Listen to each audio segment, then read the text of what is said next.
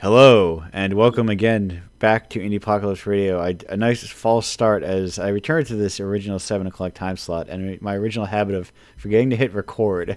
That's what happens when when you do a show after you've already relaxed, eaten, and you're settled in for the night. You're not hungry, waiting for dinner. You're less focused. You're more relaxed. And you're like, oh, fuck, I gotta record this thing. This thing, of course, being Indiepocalypse Radio, the radio companion piece sort of thing to Indiepocalypse, the long-running alternative experimental game anthology, with guests often from that aforementioned anthology. Though I have a future, I haven't organized it yet, and in explaining what it is, you'll understand why I haven't organized yet. Of people that I don't have their emails necessarily because I haven't been in Indiepocalypse. There's a giant collection of people that exist in my periphery that I have to DM to contact, and I'm if I make a special show of those people, I'll remember to do that. That's me saying it out loud to remind myself to do it. And the me that is Andrew, the editor, host of the show, editor, etc. of Indiepocalypse, and we have a number of guests, and that number being 2 from Indiepocalypse, and also the world of making independent games. More importantly, perhaps. Our first guest, you may know in the context of Indiepocalypse number 65 with Whiskey Stones, but spelled stylistically, not straightforward like that. It's Bonico. Bonico, how are you doing today? Hey, I'm doing good. It's also like the actual name is Whiskey Stew 2007s. That's Yes. the proper way to. Okay. But I don't think that's all cool. So. No, I've never said it out loud, so I'm like, oh, that's a stylized version. Yeah. My assumption. Someone once called it Whiskey Street 2007, and that was so weird. I took the power of what I would say context clues, and I'm like, must be stones. But listen, we're getting ahead of what the game is about. I have a question right off the top of the bat that I need to know. The stock standard Indiepocalypse question for contributors to Indiepocalypse. Hey, how'd you find Indiepocalypse? Indiepocalypse is awesome. I really liked it. It was really, especially with the what's it called? The developer commentary page, the extra page. Yes. So sorry. I feel like it was. No, keep going. I feel like it was really, really good to look back on especially by the time I applied, the project was already a year old, so it was really good to look back and I guess sum up the project in my own words. It really helped me contextualize it. Yeah, no, it's a cool thing to that was just I'm blanking. It was a past contributor who suggested it. I'm blanking on the moment who suggested it. I think I know. I think I'll find him. But it's cool to see people's also because sometimes people's postmortems are even a weird an abstract piece in and of themselves. I think it was KDX, if I remember right, was the person who suggested, oh, what if they had postmortems? I could be getting that wrong, but that's my memory. But I'm realizing this may be a lost in translation thing here. How did you learn about Indiepocalypse is what I mean. Oh, how did you find Indiepocalypse? Yes. Oh my god. Yes, no, I'm realizing how did you find also as soon as you started saying that also means how did you find your experience with it? Right. How did you physically find it? I actually learned it from my friend Shiv, who killed Johnny Sixgun. Okay, yes. Which was I think commissioned by Indiepocalypse. It was, and yes. I was like, oh. Yeah, and I was like, oh, cool, this exists. I should submit Whiskey Stones, and then I did. So. Yes. No, the classic solution, the classic method of the daisy chain, the Indiepocalypse daisy chain, which is how I often find that most people found it. They're like, oh, my friend was in it, and then that friend was like, oh yeah, that person. I had people on this show that were like, oh yeah, my friend who was on the show last time said that person found it. I was on it because they were in it. And yeah, yeah. I don't know if anyone's found it through me. Oh well, maybe a few people, but yeah, there's definitely in that kind of mid to late '60s. There's a strong, I would say, Australian contingent that was representing. So Yeah, awesome. I felt like I felt like it kind of hit like including I think within within 65 you've got a it's damn near a takeover. Really? Wow. Cool. Yeah, well, I mean, I assume. Are you also from Australia? I think so, right? Yeah, Yeah, I yeah, am. yeah. Because I think so Living. are I think Screensaver and Life Runs Through It. Those folks are also via Australia. Oh, interesting. I don't And think I know them. Duncan In Corrigan's one. representing two in there, who also worked on Funny uh, Business. So I'm assuming like this chain kind of like oh wait, funny, but wait, Brandon Hare or no my Duncan Corrigan. Duncan Corrigan? Right. Okay, Yes, okay, no. was like it was so contingent. Was in technically worked on two games in that collection. Wow, that's But crazy. I know it is like the so it's fun to when I see like little pockets of like clearly Indiepocalypse like hit it like someone from a scene got into it, and they're like, Hmm. "Hey, have you seen this thing?" And they're like, "I got a bunch of games I can submit to this." But speaking of games that got submitted to and got accepted, Whiskey is to 2007's. If people are unfamiliar, how would you describe it? So it's kind of like a psychedelic high score platformer where you can't jump. Yeah, It's like the day before Christmas. You haven't bought anyone anything, and you go to the Whiskey Stone dimension to buy everyone you know Whiskey Stones. And the whole game is about like basically driving a shopping cart around, and yeah, it's very focused on the actual game feel, yeah, and like it's a very performative game, like a lot of music, like focused a lot on the music and like the visuals and stuff. yeah, and it's got a like I think a reputation I also promote, but Indie Pocket's gonna fall under is like no, this is a place for art games, but it's mostly a place for games that are like feeling themselves, if that makes sense, or games that come from people. Um, Yeah. and like there is a strong sense of like, oh no, this is like, this is this intersection of plunder ludics as I call it, and high speed action and just like abstract psychedelia all kind of smashed into a video game. And I love Hmm. honestly video games as well. I did I did host. I was like I had a very poor performing Play NYC event where it's like, oh, Oh, there's nobody coming down here, and I like, what if I have a high score contest using whiskeys to the 2007s, and I think it went well. There were whoa! Oh my God, I there had no idea. Yeah. yeah, there was I improvised a little like little score leaderboard thing real quickly, and just like I had people coming back, people checking in. Granted, and it was like, oh yeah, because there's like all different like styles of games. I think that like people are drawn to, and also like Mhm. it's got a strong like you immediately know what's going on, Right, but yeah. it also has like you have to still learn it, like Yeah, it's like very, very much focused on like routing and stuff, right. which I think is pretty cool. Because I think that's the thing that's often lost in like I've been talking on the show a lot about the idea of what is it like meeting a game on its terms rather than the game meeting you on you know your terms. Yeah.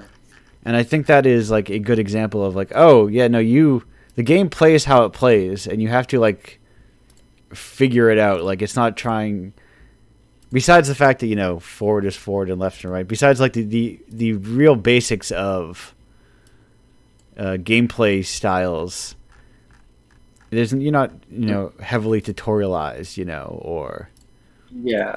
It's like the actual I guess quote unquote fun part of the game isn't tutorialized at all, and I right. think it's it's like really, really rewarding when people found out themselves, you know? Yeah. Because the first time I ever showcased the game, people were actually theorizing about how the game worked because they would just like get these random speed boosts and stuff out of nowhere. Yeah. And I think when people were like going like, wait, did I just go faster? And like trying to figure out why and like having theories and talking with each other. I think that was really, really, really good to see. Right. It's even just realizing that you can't jump. Yeah. Is like in like learning, the discovery of games is like such an important part of games that I think can get too easily lost in realizing that. I think over hand holding feels like a losing proposition that is also like ends up justifying itself, because like if you I'm trying to think of a way to phrase that more succinctly. Like basically, having a lot of like explanations bores people, which leads them to need more explanation because they're bored with your game. Right. Yeah, no, I agree. I feel like there's also just better ways to tutorialize. Right. Like everyone knows the Mario 1-1 invisible tutorial stuff. Right. There's a little But guy. with You got to watch out for him. it's just yeah, you just gotta watch out. You jump, you hit the brick. Nope, you killed them. What did you? Okay. Anyway, so what I meant was there's a lot of invisible tutorial stuff with like like Yeah. game mechanics, physical game world stuff, but there's not a lot of I guess like written stuff about the actual mechanics and how to encourage using the mechanics themselves. I think Right. Right. like actually figuring out how the game works is like very, very interesting in like in a way that I haven't really found any info about it at all. Because I But think a weird thing was that's something that manuals used to do, and we don't have manuals anymore. right, that's so true. I think Tunic did that really well as well. But like the information, like the gated information game genre is very, very good with that, I think. Yeah. But anyway, blah, blah, blah. Yeah, so with Whiskey Stones, I kind of just like used the map design to like lead people into like, there's a lot of slopes in that game, and there's a very specific reason if you know Right. how, the mechanics of that game works.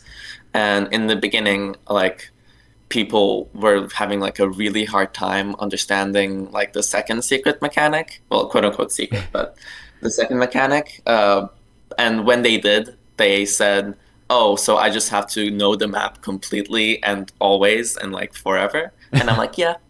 And Right. people didn't like. I feel like I could like make that easier and also encourage it more, if that makes sense. Yeah. Yeah. But Which that's is why, the rear view mirror exists. yes. And that's all I was gonna say. And it's also just like it's a great bit of like style as mechanics, Yeah. and mechanics as style. Like something I was talking about to someone yesterday. I was at like a holiday party sort of thing, and like something that kills me is like remake a UI and just it having no personality. We were talking about. Yeah. I was thinking about Final Fantasy Tactics and how the Tactics remake has the UI just looks so. It's like just regular, modern, sleek, generic.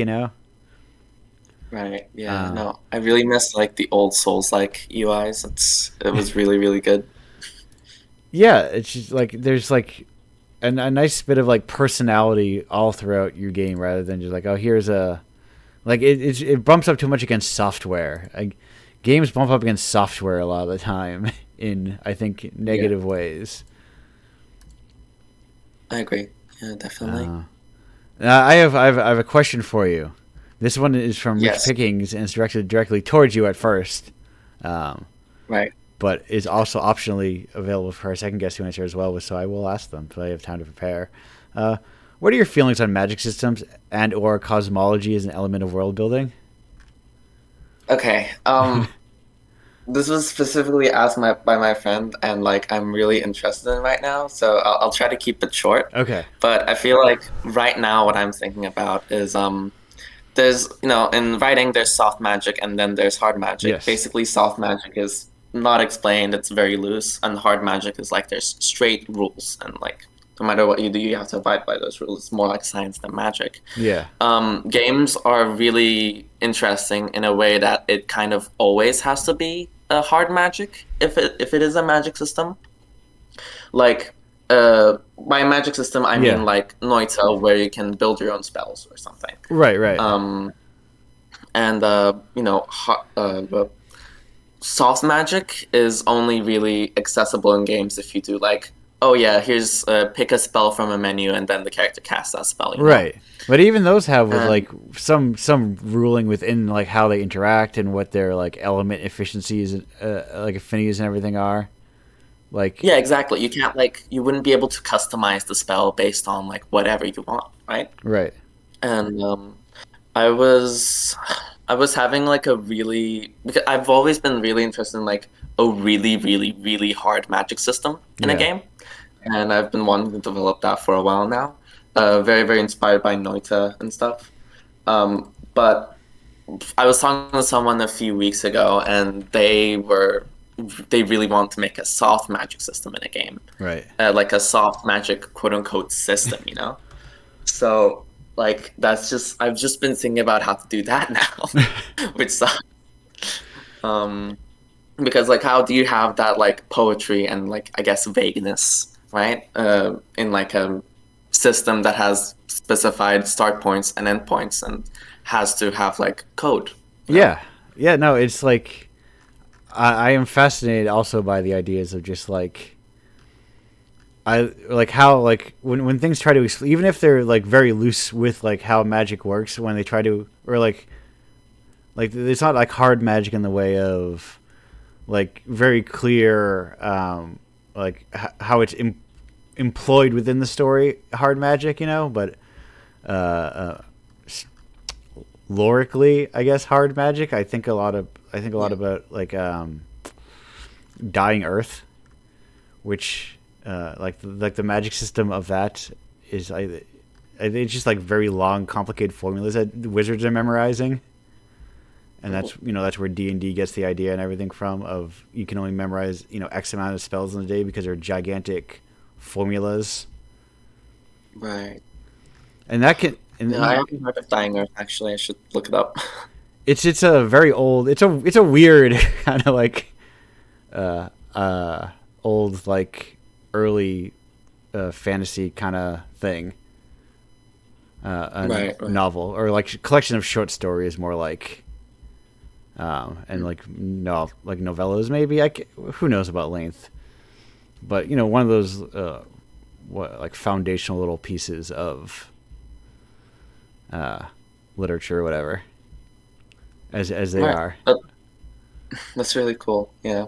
But yeah, even in games like Noita, there Yeah. is some like really if you do this, this will happen kind of magic, which Yes. is like isn't granular.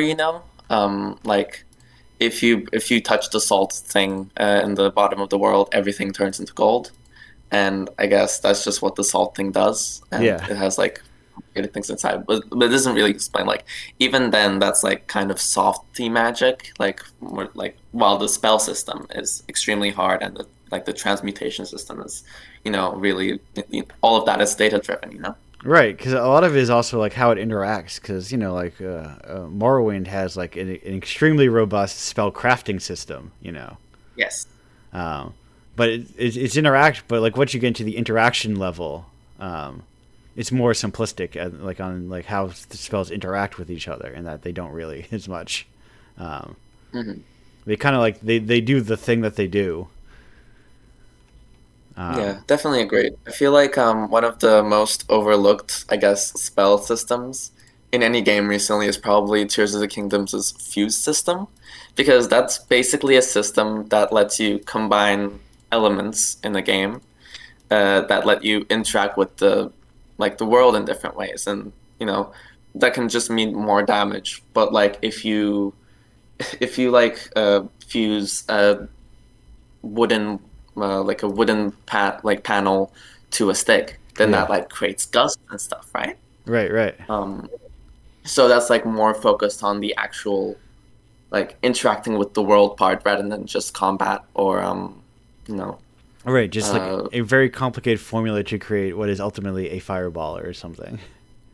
yeah, basically.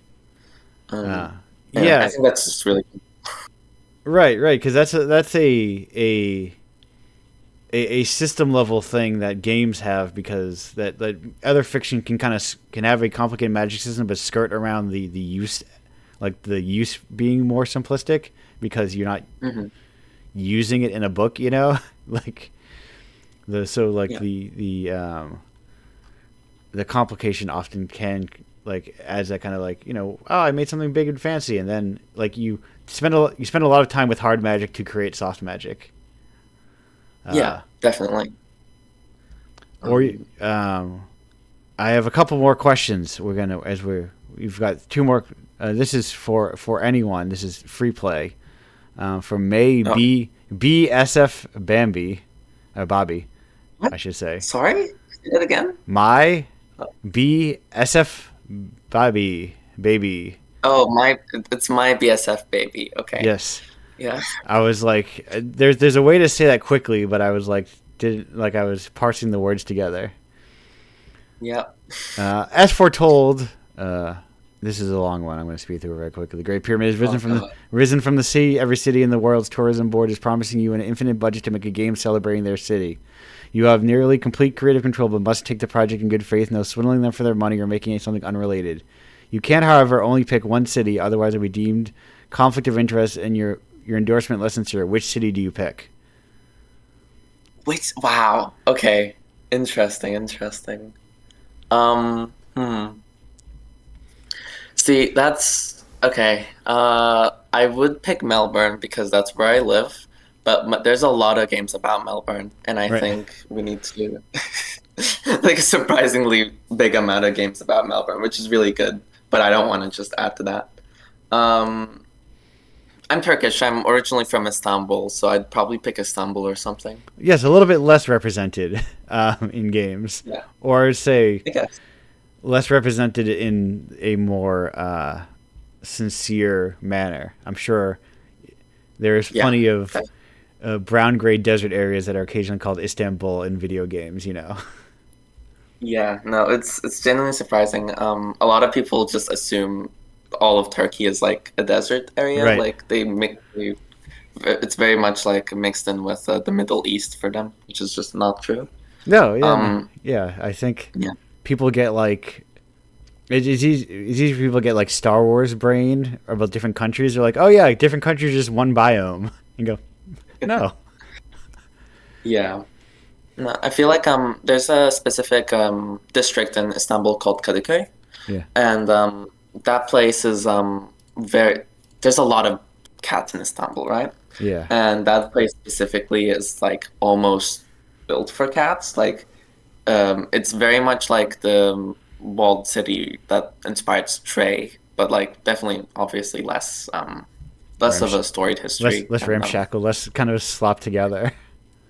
yeah, it's a lot more put together. But like I feel like that would be a very good setting for a cat game as well. Yes, I. And if you ever make that cat game in this theoretical cat game world, may I ask you, please let it just be a free flowing cat game. Don't have to make it a video game. I Video, I mean, I feel like it will have to be a video game because yes. it's played on the video, but. To elaborate, so I remember hearing about Stray, like, oh, that sounds interesting, and then I remember like just seeing people happen to be playing on Twitch. I'm like, oh, what's Stray about? And it's like almost immediately a cat pushed a box to solve a puzzle, ran away from a bunch of enemies, then had a robot talk for it. I was like, oh, this is just a video game, except you are also a Right. cat. Yeah, no. Stray is very much an adventure game, Yeah, where you are a cat.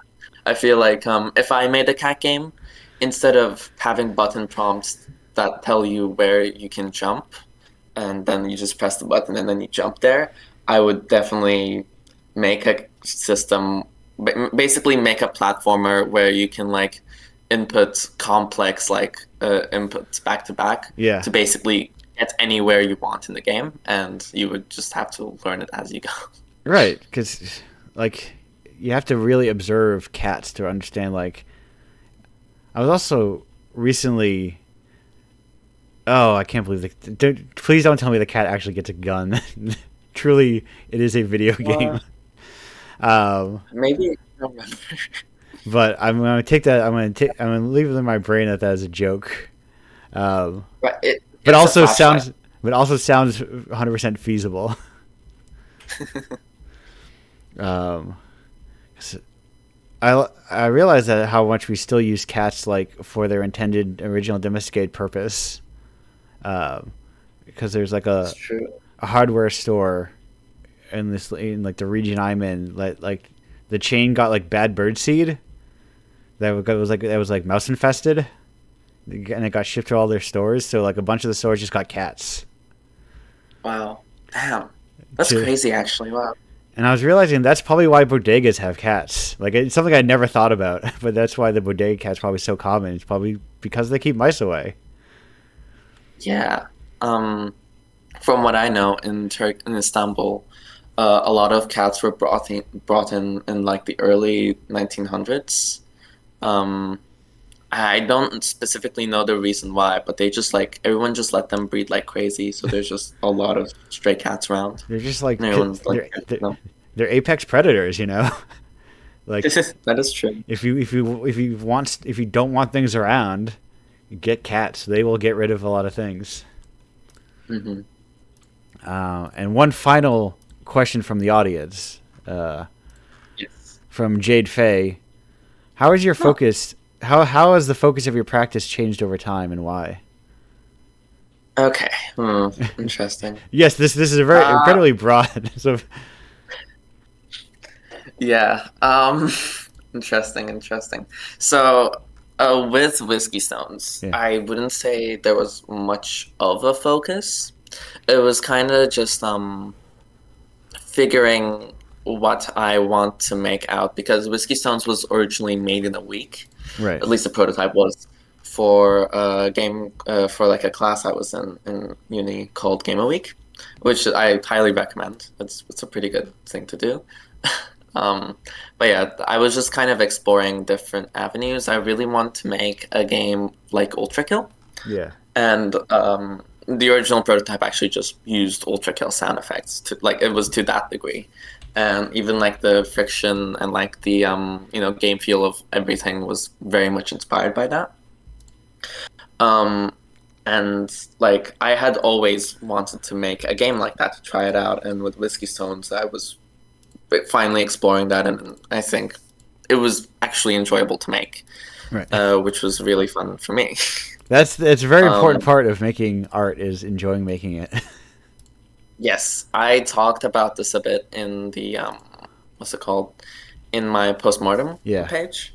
But I think a lot of what I learned from Whiskey Stones is that making art should be fun, you know? yeah, There's a lot of projects I've like slogged through because I thought it was going to be good at the end. you're But right. like if you're not actually enjoying making the game itself, then that's not really like worthwhile in my opinion. Right. Even if it's not like literal like fun you're having, but if it's like a cathartic experience, you know, a Yes. you're getting something emotionally from the creative process. If like you need to be excited to work on the game day by day, Yeah. or else it's just not going to be sustainable. I think, Right. especially with a long-term project. That's just a job. You can get tons of jobs where they'll just pay you every week just for showing up. You don't need Yeah, exactly. you don't need to get a job that in theory may or may not ever pay you anything. Hmm. And yeah, no. Nowadays, I've been bouncing between projects a lot. Yeah. I haven't really released anything in ages, which I really want to change. Um, but yeah, I've just been bouncing around projects a lot and kind of seeing what sticks. I was working on, as I said, an MMO for a while, which later got scaled down and got showcased at a local games event, which was really nice. Yeah. Um, and I was working on a racing game for a while. I was making like a ghost photography game. Right now, I'm working on like actually something commercial, which is interesting. Right. um, But like the benefit of also like the nice thing that games can do that other mediums can't do is cleanly sometimes is that all the things you were working on that didn't go anywhere, you can just plug and play those parts a lot of the time. yeah, exactly. Like a lot of the stuff I learned from those games, like the systems I've made, I just keep reusing everywhere nowadays. I have like a really good standard player controller now, which I'm really happy about because that's always the really, really hard part of making Yes. any game for me. Yeah. Um, but yeah, no. In short, uh, I'm still trying to figure out what I guess I don't know how to question phrase it, but like I guess what I'm Whiskey Stones was largely made for me to try to figure out what I want from my creative practice, and Yeah. I think I'm still figuring that out. Um, I mean, the beauty is you may never and figure it out. That's just the fun part of art, you know. yeah, I guess that is fun. Yes. Well, you know, conceptually, in theory, it can be fun, but Yeah, it's fun in retrospect. Like, I've been figuring it out all the time, but then in the moment, it's like, why am I still figuring this out? Why don't I have this figured out yet? yeah, definitely.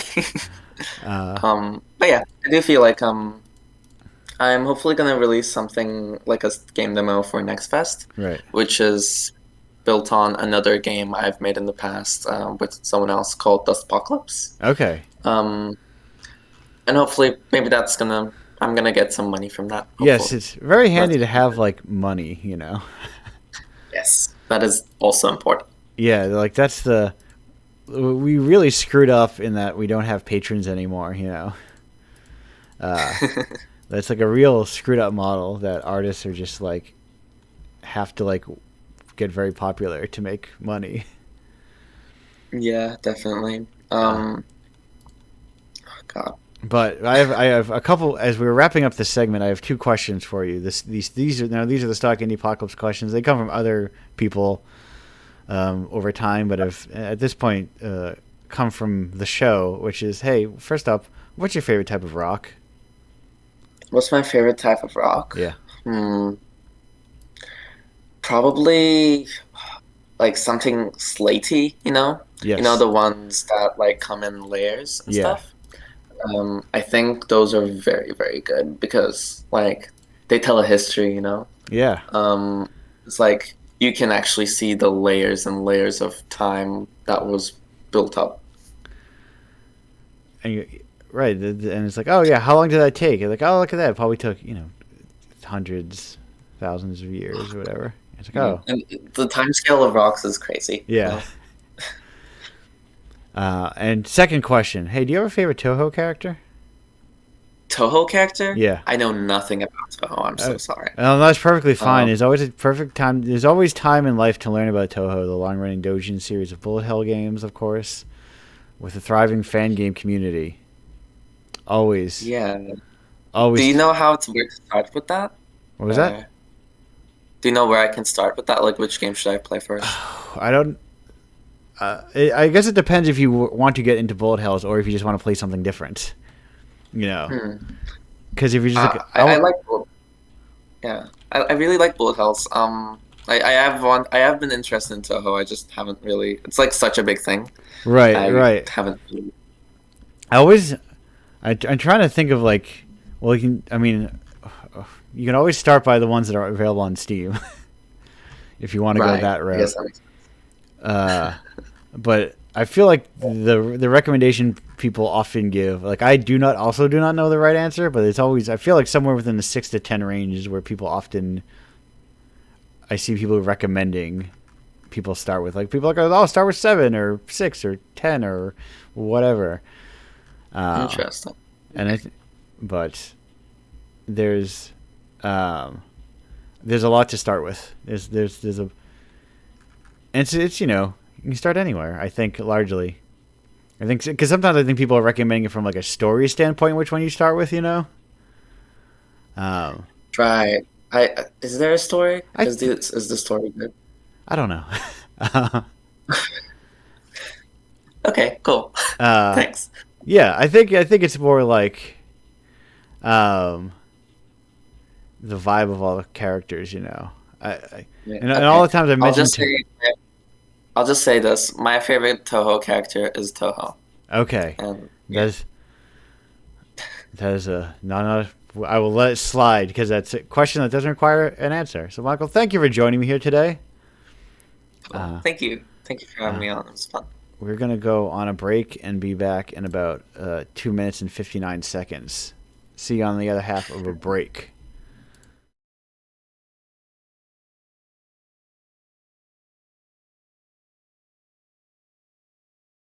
Hello and welcome back to Indiepocalypse Radio. That was the new pornographers with Twin Cinema.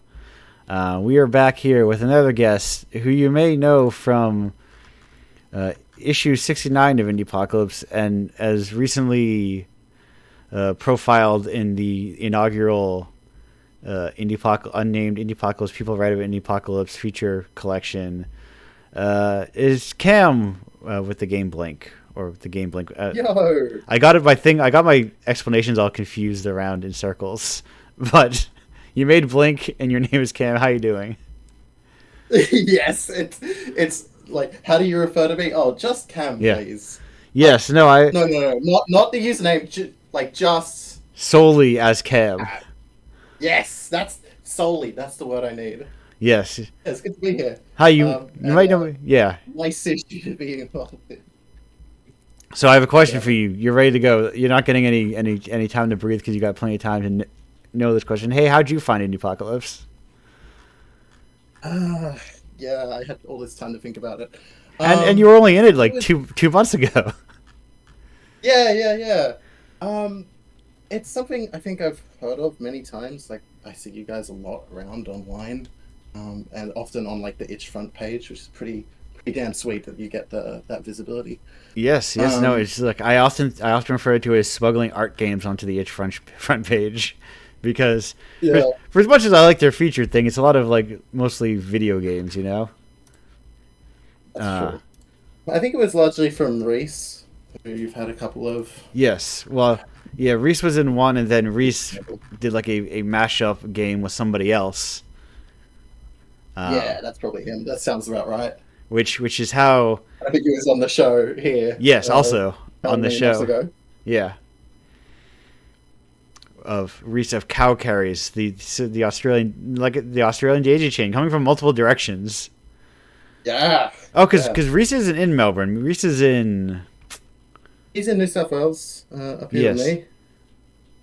Because he was out of. Stuff going on up here. Okay, so he wasn't. Who was the one that was in Sydney then? Now I'm blanking on who was in Sydney. Oh, Who Reese knows? is Sydney. Yeah, Yeah, that's what I sorry. thought. Yes. New South Wales, same thing. You're right. All right. This is Roughly. me slowly learning Australian Roughly. regions. Yeah, right. I guess we're talking cities here. Melbourne, yes. Sydney. Yes. Never mind. But Yeah, we got a bit of a scene going on up here. You mentioned like Duncan and all that down further south, and it's exciting that we've also got stuff emerging up here. I think for a long time it's felt like Melbourne is kind of like the hub yes, that's games in Australia. he described it as I Melbourne wouldn't was say it's more like an art city, and I don't Sydney know is if more the like a hub is business city. exactly. I don't know if the hub's exactly moving, but it's like expanding out to include Yes. us, maybe just a bit. No, yeah, I remember when Reese was on the show. I think he described Melbourne as more of the art city, and Sydney more as the business city. I don't know how much Interesting take. that. Yeah, I can see it. But there's also like living in a giant place, and that's like two places within an otherwise also giant country. Yeah, for sure. So many creative talents like across Australia, not just Sydney and Melbourne, like throughout all the states. It's like you think about how tiny these places are, and then all the millions of people elsewhere that are making Right. their own thing. And I think a lot of that is driven by the funding sort of opportunities from the government that's been emerging as of late. Yeah, I think 'cause- pretty much the local states have more or less equivalent funding options to Melbourne, which has been driving things elsewhere as well. right, because it gives you like they've had, they had the benefit of a couple hits to be like, oh look, Australian stuff takes off, and then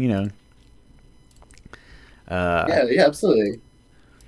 and that's It's no the longer so centralized. right, and there's the desire to like the culture spreading desire, which I assume is why most countries do that, so all their stuff isn't just American. Right.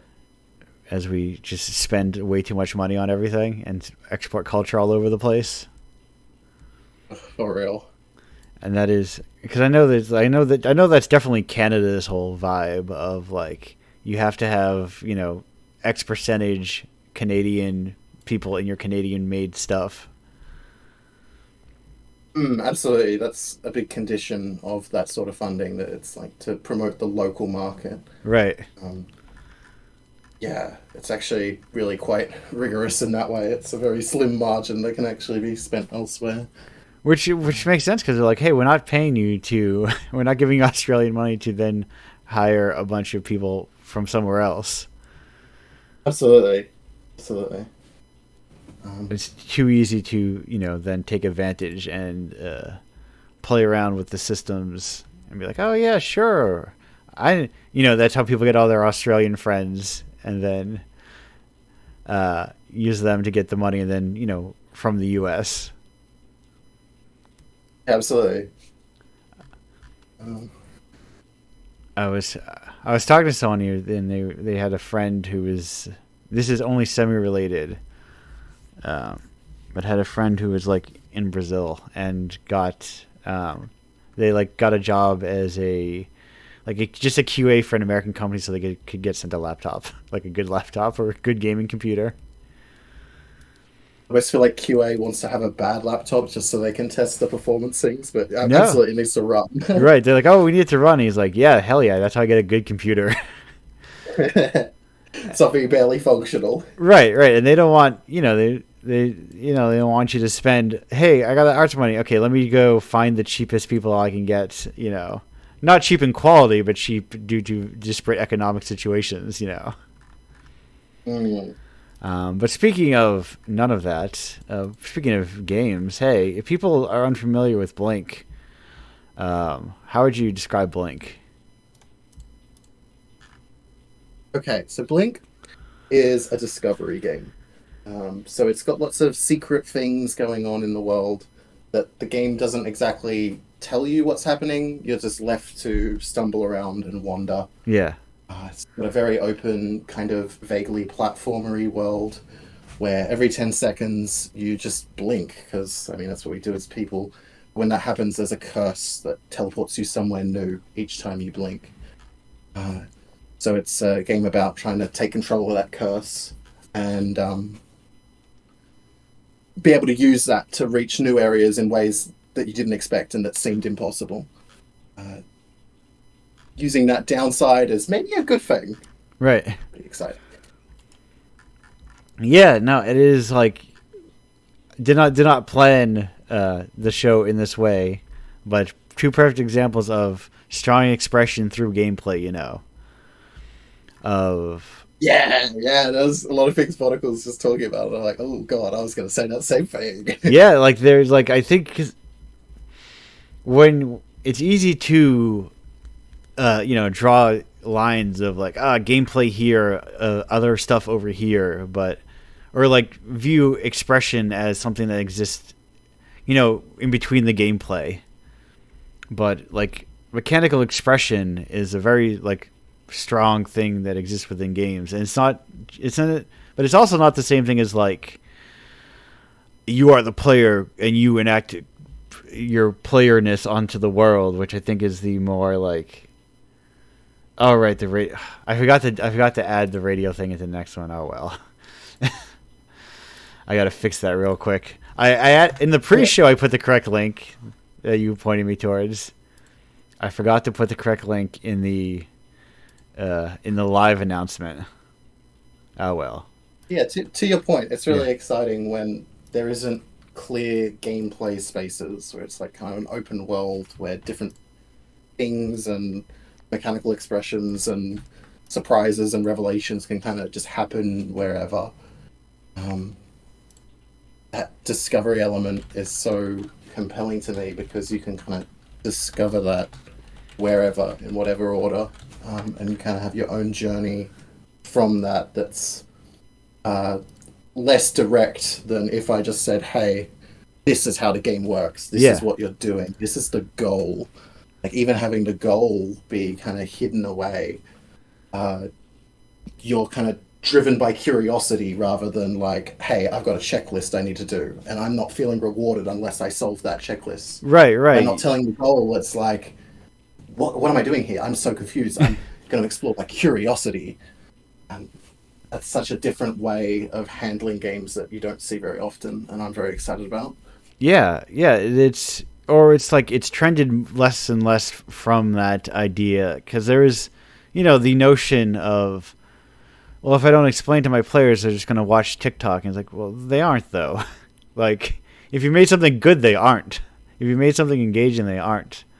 Like, I'm kind of, I will be willing to be wrong about this, but I take the stance that, like, people aren't just, like, fully brain rotted on having to have 17 screens open at once. I think it's kind of goes hand in hand with people making stuff that is less engaging. Like, if the classic, if you make a bunch of your archetypal Netflix shows that the characters explain what they're doing all the time because they assume people aren't watching things, that keeps reconditioning that TV shows it's something you don't have to really watch because the characters will keep explaining what's happening. Yeah, I sure hope that's that audience. It sure feels like there is.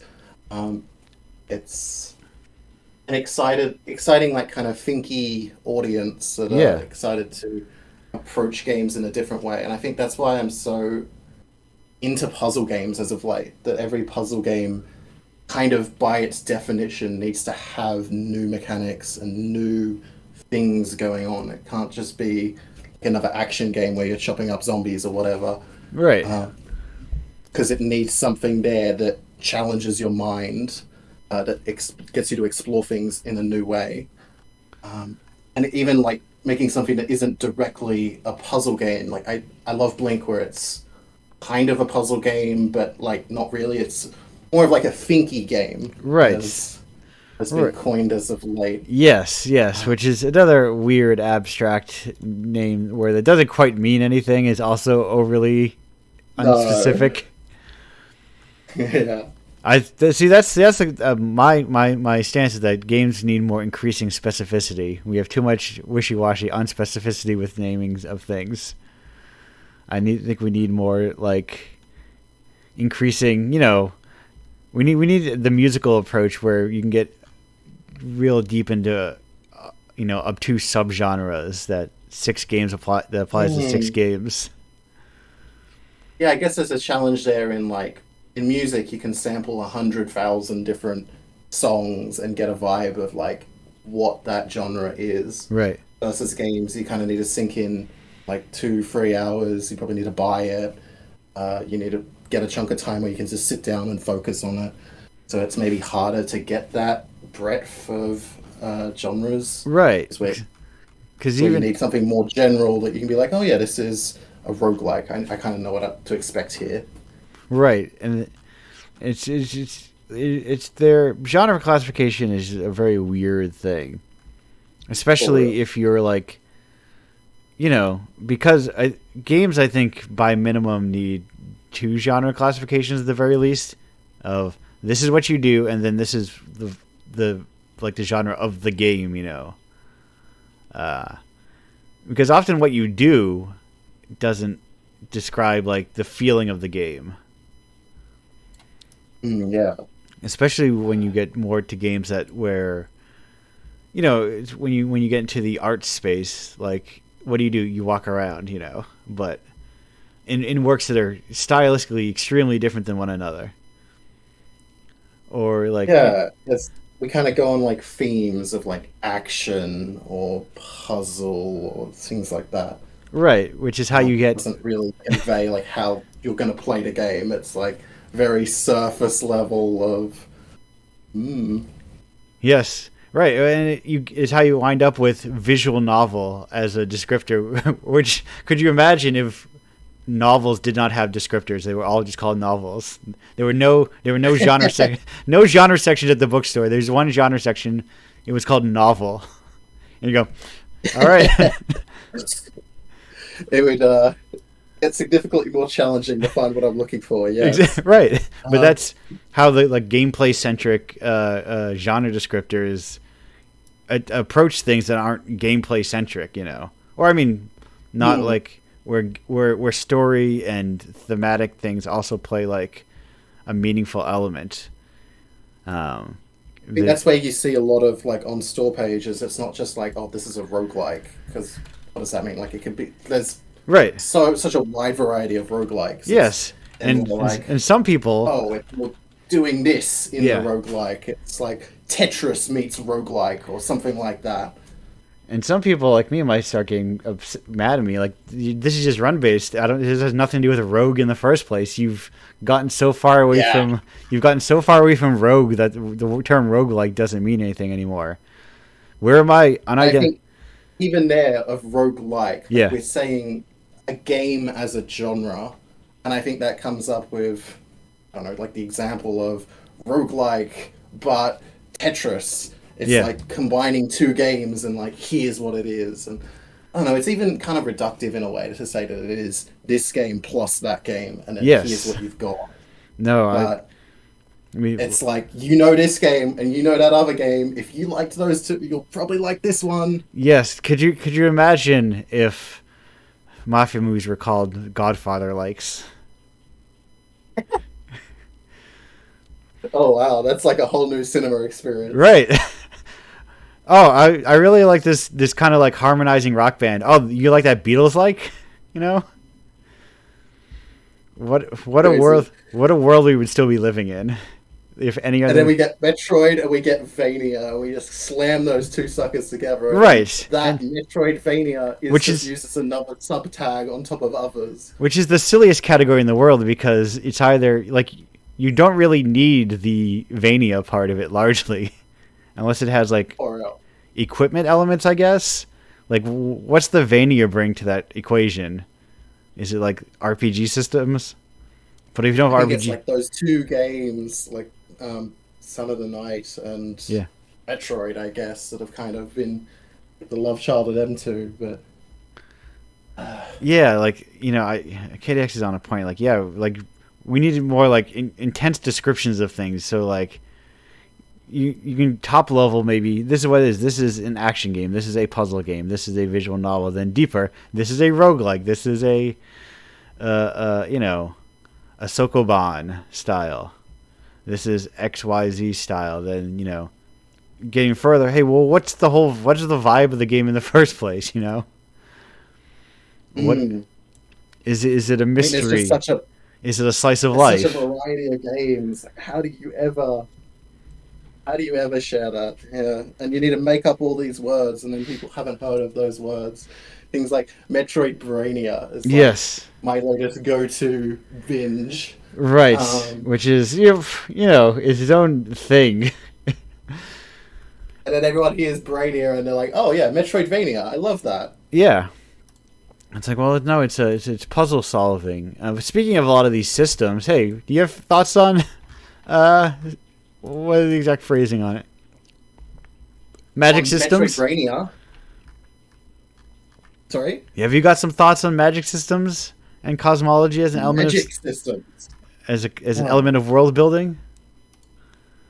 As world building. No, I'm more of a mechanical kind of guy. I'm more of a designer type. I'm not really much into story. It's not really where I specialize, but like I love magic when it's very simple, like fundamental elements. Okay. And you're connecting it together to make something bigger than what was intended. Like, this is a completely dumb example, but like Minecraft, of just all these basic building blocks that come together and make something crazy. Like redstone is it's engineering, I suppose. That's what I'm thinking. I figure like magical engineering, amazing. Getting to use your brain to explore the magical space. I feel like magic in games so often lacks exploration. Like you press button A and you cast a fireball, and you press button B, and I don't know, you freeze the enemy or whatever. Um, I really love the idea of magic having all these emergent kind of behaviors where it's less about like what each magical component is and how it comes together to make something unexpected. You're exploring the magic in that way. The Noita was mentioned on the previous segment. Right. Brilliant game, brilliant. Finding all these ways to combine the spells to do all these crazy things. Yeah. Yes. I mean, because that is a thing that like games can do, kind of, and having the player interact with the magic systems is a thing that you can't do with like, the participatory element is an interesting part of games. Like even if you can't remove the participatory element because it doesn't have like the games don't have forward momentum without a participant. I guess you could say books don't either, kind of, but it's all like very complicated, and messy. And I have not read that essay, but I will find a way to read that essay. Um, Yeah. I think and that's like back to the themes and genre thing. yeah, Like that's what I dislike about themes and genres is that it like kind of restricts you into this way, like particularly roguelike, and there's like this whole council of like a roguelike needs to be this and it needs to be that. It needs to be turn-based. It needs yeah, to be multiple runs. You need to not gain any progress between, and like they've got this whole like manifesto of it must be exactly this. It's so stifling. And I feel a lot of that uh, with genres as a whole. yeah. I really love the games that don't fit into a genre, and I think that's. I almost wish there was a genre of genreless. Um, I it's like, I occupy a weird space where I am both very loosey with like genre and what does any of that mean, but I also appreciate and would never. I think an art form benefits from people taking hardline stances of like this is what I think a roguelike is. I think art really benefits from there being people have differing ideas, which sounds very obvious. Um, mm, but I think both a mixture of the internet and like game design is like problem solving sometimes. I think there is a tendency sometimes within games to be like, oh no, we're looking towards an answer to something. When I want people to be like, no, and a roguelike is anything where you run around in a dungeon. And someone would be like, no, a roguelike, like you said, a roguelike, it has to be turn based, has to have unidentifiable items, has to have X, Y, Z. Um, because I think the medium benefits from people disagreeing with each other. It's why I like kill gameplay so much, because I want someone who like I like the idea because it was the most recent time where I felt like people had very strong opinions and had like actual disagreement for once. hmm. Where I have not. I'm yet to play kill gameplay, which it sounds like a completely ridiculous thing of playing. and yes, I don't know, is it even something you play? yeah. I've not quite. Well, I guess But you could play end of gameplay, which is Droken's kind of like hmm, where they got to in their one of their kind of where they got to around trying to understand what they mean by kill gameplay.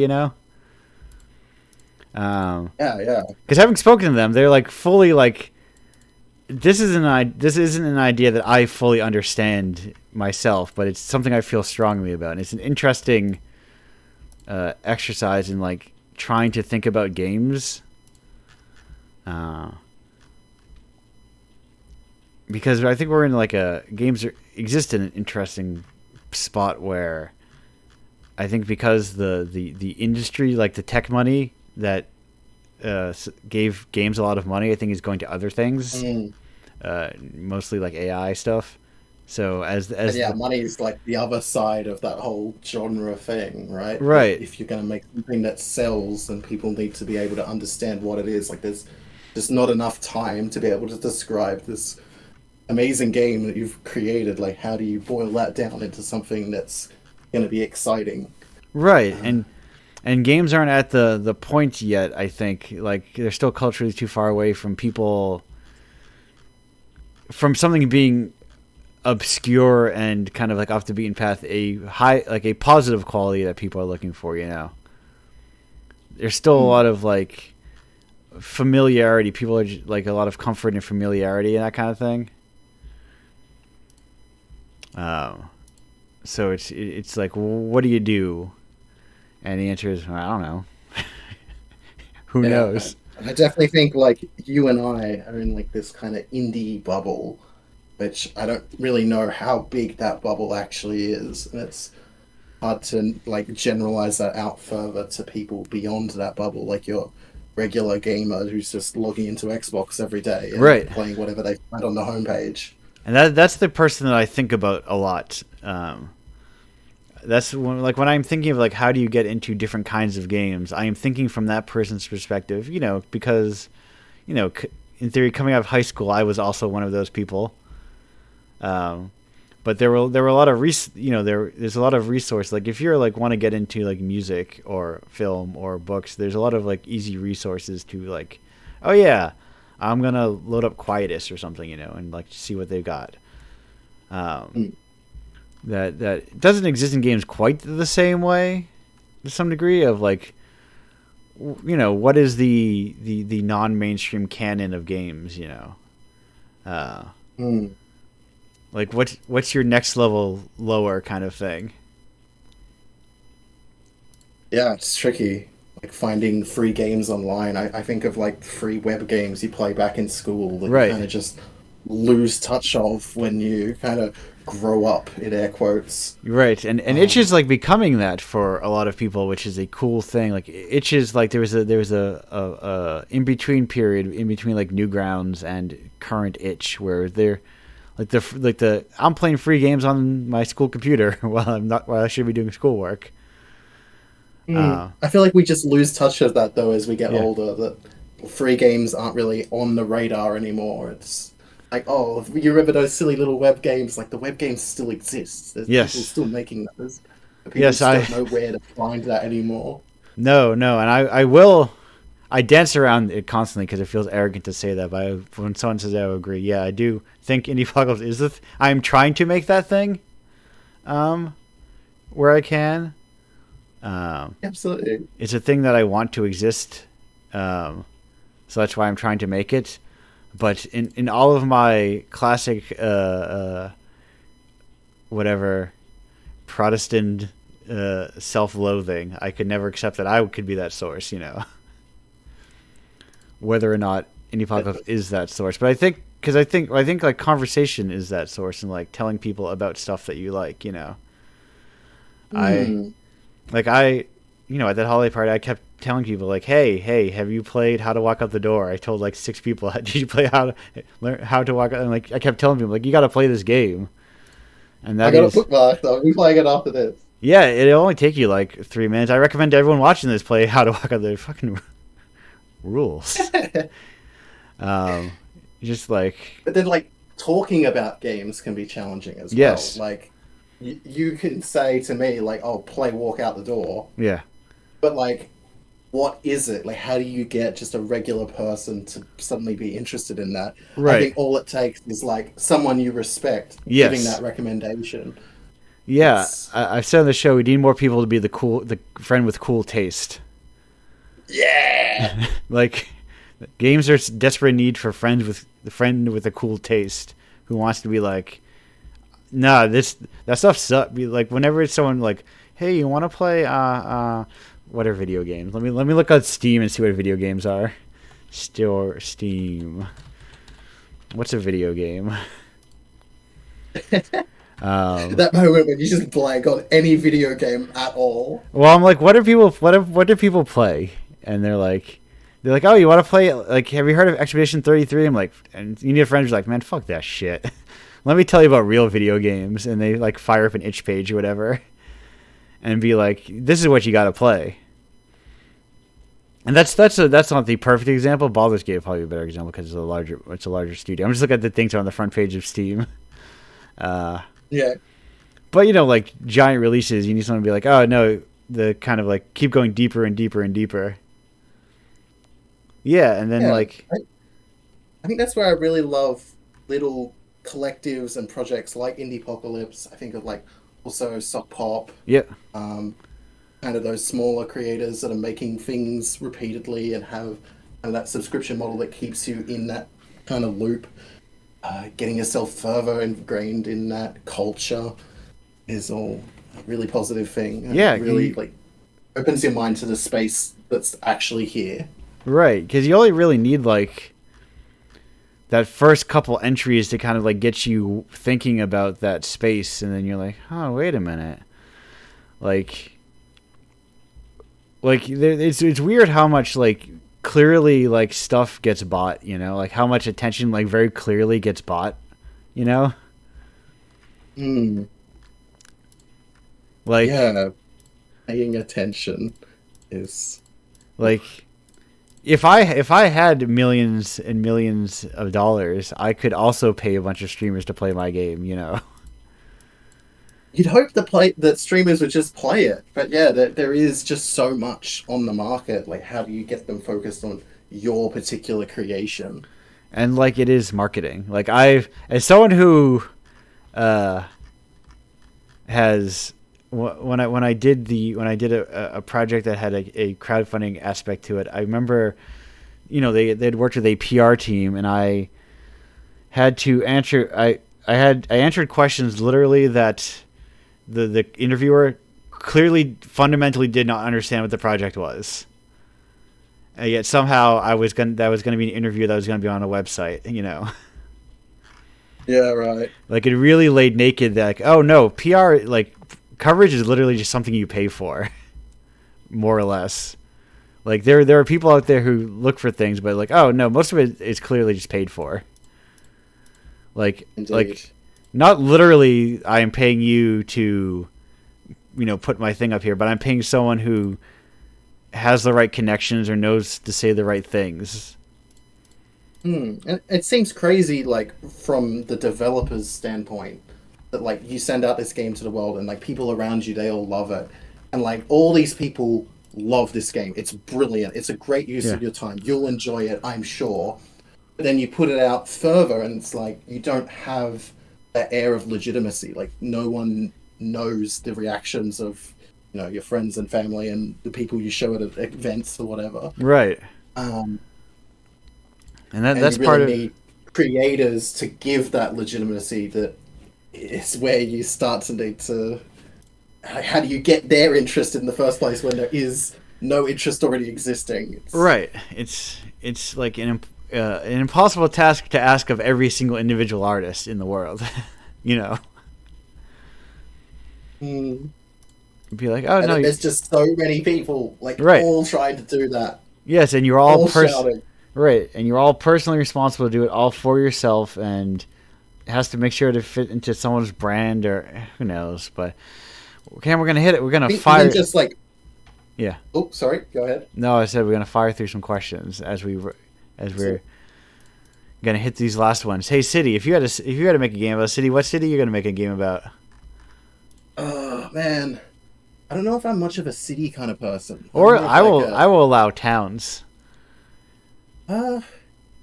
Yeah, towns. I more imagine like Yeah. just the wilderness, just Okay. out in the forest, out in the wild. I think if I was to do a town or a city, it would be somewhere that I have never been before. Okay. I feel like it'd be somewhere in Italy, like a cute little coastal town that's kind of sleepy in the down period. Um, yeah, I don't have any specific place in mind. I would just like put a pin on a Google Maps and be like, you know what? I want to know what's here. I want to explore like everything about that place from an outsider's perspective and come to love that town as if I lived there. Seems really interesting. Yeah, there's like to address some of the talk that is like in person is like the perfect way to get like in my you know just if you want to look at quantifiable numbers that are recognized, they're like quantifiable numbers. My in-person sales after a year are getting dangerously close to like 6 years of sales on itch, you know. like in person, just kind of like. Well, it's the problem with the internet. The internet is people go on the internet to do everything, But if you're going to like PAX, you're going there to check out games, So it's much easier to get your game in front of people at an event. And maybe. Yeah, I mean, events, people have so much on their mind. Yes. People kind of come. The brands that they recognize, the big Nintendos will have their big red banners and up on the roof where you can see it from anywhere on the show floor. Those little indies that have like a little 1 meter squared in a corner somewhere. But on the plus side, there's just you have to trade in volume. You get the sheer volume. That's for sure. Yeah. Yeah. Like that is like that's how I think of it. Like I've done small events with I've done small events to do about as well as PAX because the small events are like focused of people who are there to check out small games. And then PAX I'm like trading on volume of like there's going to be thousands, tens of thousands of people or whatever coming into gamers descend on Boston as they say, as I'm sure newspapers will say. From my experience of having showcased at PAX Australia, right? Like the small one, not the big one. There's so many people, but it's kind of hard to actually get any action from them. Right. To actually get a wish list to actually push them further that they're actually going to play this game when it releases. Right. All the players that are like recognizing, like, hey, this is an interesting game. I'm going to play this on launch. But they don't actually do anything, and they just keep walking. And I don't actually think they'll play it on launch. That is why I could not go back to. I could not live that lifestyle. I have a thing that people buy in the moment. They either buy it in the moment or they don't, and it is weirdly more comforting for someone to not buy something because I don't have the anxiety of like, are they going to wish list? Are they actually going to wish list it? And then in 6 months, is that wish list actually going to turn to a sale? Yeah. But I've got two. How will art becoming eventually? Yeah, that is like I think so much of that to because this is a thing, as Cody has said. This is a thing I think about a lot about events, and there's like is like the tenor of like events I have done. I think about the difference between like because I remember seeing an artist like a one artist in particular, not like this particular artist, but like I remember seeing an artist at an indie comic show with a table full of their comics and then like a couple bit of like stickers for like a fan art thing that they liked. And then I saw them at an anime show and it was all fan art, and then like I don't think that artist in particular even had any comics of their like original work. And that is like I feel like games are like all anime cons basically, where it's like big recognizable stuff that you're looking for and not less like you're kind of hoping with your little indie booth on the side you can wave it out into the aisle and someone will come visit. Right, and then especially with those, like it feels like also your indie booth also has to be a recognizable kind of thing, of like, oh yes, this. I hope you're ready for my action roguelike or whatever, because people are. There's still, I think, the feeling that people are looking for a familiar thing. But speaking of familiar things, rock conceptually is a thing we're all familiar with. Cam, what's your favorite kind of rock? Type of rock? Yeah. I'm glad I got to hear this question beforehand. Yes. I would have never known how to answer. But I think like volcanic rocks, and not specifically like volcanic rocks that are underground. I mean like volcanic rocks that kind of surface and fall off. Like the kind of that you'd find out on an island. It's like a volcanic island and there's just rocks strewn everywhere. They're like really spiky and they're jagged and they're weird and they've got these weird holes. Yeah. They're formed so quickly and so suddenly in this explosive event. And you just get this weird, sometimes shiny, sometimes smooth, sometimes like really nice and perfect, but oftentimes really weird and like, what happened to you? It's a beautiful little thing. Yeah. So weird and pure in a way. Pure rock of just, what are you? Why are you? Right. It's just like, it's almost the opposite of slate where you see the formation of rock immediately. You know exactly where that came from.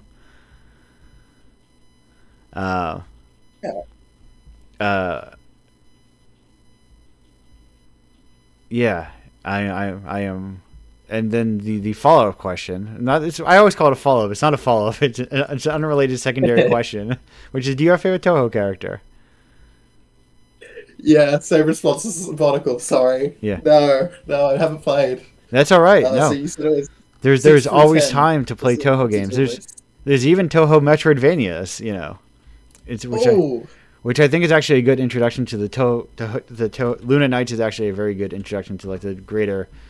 If you're like I want to get something that's like Toho-y or whatever, I want to get a vibe of the. Now, see, the problem is now that people come back continually, and especially like because there's a lot of contributors talking, it feels like I'm talking to people actually, and to people I've literally spoken to on the show. So in my brain, they become like people that I know, because they are people that I know. Then I feel bad that I'm ignoring them. I like it when it's just like Bong Lord 420, and I'm like, I don't know this guy, I can just ignore him. Like he can just be a faceless void in the chat. But and so I have to like train myself that's off. the relationship we now have. That's great. I have to train myself onto a Yes, new Mr. skill. Indiepocalypse. What is your favorite Toho? What should I be playing? I think a very good. I do think Luna Knights is a very good introduction to the world of Toho, and it's also introduction to playing the like Wonder Labyrinth, which I also really like. If you're like someone who really needs just like who like is fine to play a game like this is just Symphony of the Night. I just want to play Symphony of the Night again. In style, fucking Wonder Labyrinth nails that. My favorite Toho is Clown Piece. So it's kind of like a different from like the best to like the best to start with. Yeah, like the best to start with. I am not a person who knows how to recommend bullet hells to people. So like Toho mainline, I don't know how to recommend to people. So that's why I'm like, if you're unfamiliar with like the genre,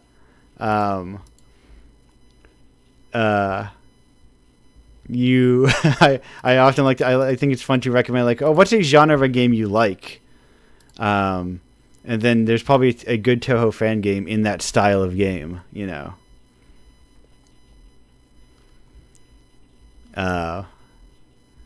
so yeah, Toho 15 could be a Toho to pick. There's infinite Tohos to pick. You could just start from the very beginning. Just start with Highly Responsive to Prayers. It's got a very infinite. Oh my god. Well, not I guess infinite if you count fan games. There's only what 18 Toho games, mainline Toho games. Yeah, Highly Responsive to Prayers is not even really like a bullet hell at all. It's a completely different. It's like a brick breaking game. But it's cool, and it's also that's a fucking. Coming out the gates with like a name like Highly Responsive to Prayers is an exceptionally good name. I'm 2026. I'm like that's the year where I start getting really into PC 88 and PC 98 stuff. I think I'm getting close to being like PC 88 brained or just like Japanese computer brained. Of being like, let me start playing some. I already started playing like it was MSX and like newer MSX homebrew stuff, but I was playing MSX stuff, and it's just like, anyway, we're gonna end this segment before I start talking too much about Japanese computers that I have no. And then I'm gonna eventually get into like, then it's like there's just too many games in the world, But we're gonna go on break and. Thanks for having me, Andrew. Yeah. Good. Glad to have you here, Cam. We're gonna come right back in like 2 minutes or 27 seconds. You'll be back. See you everyone for now.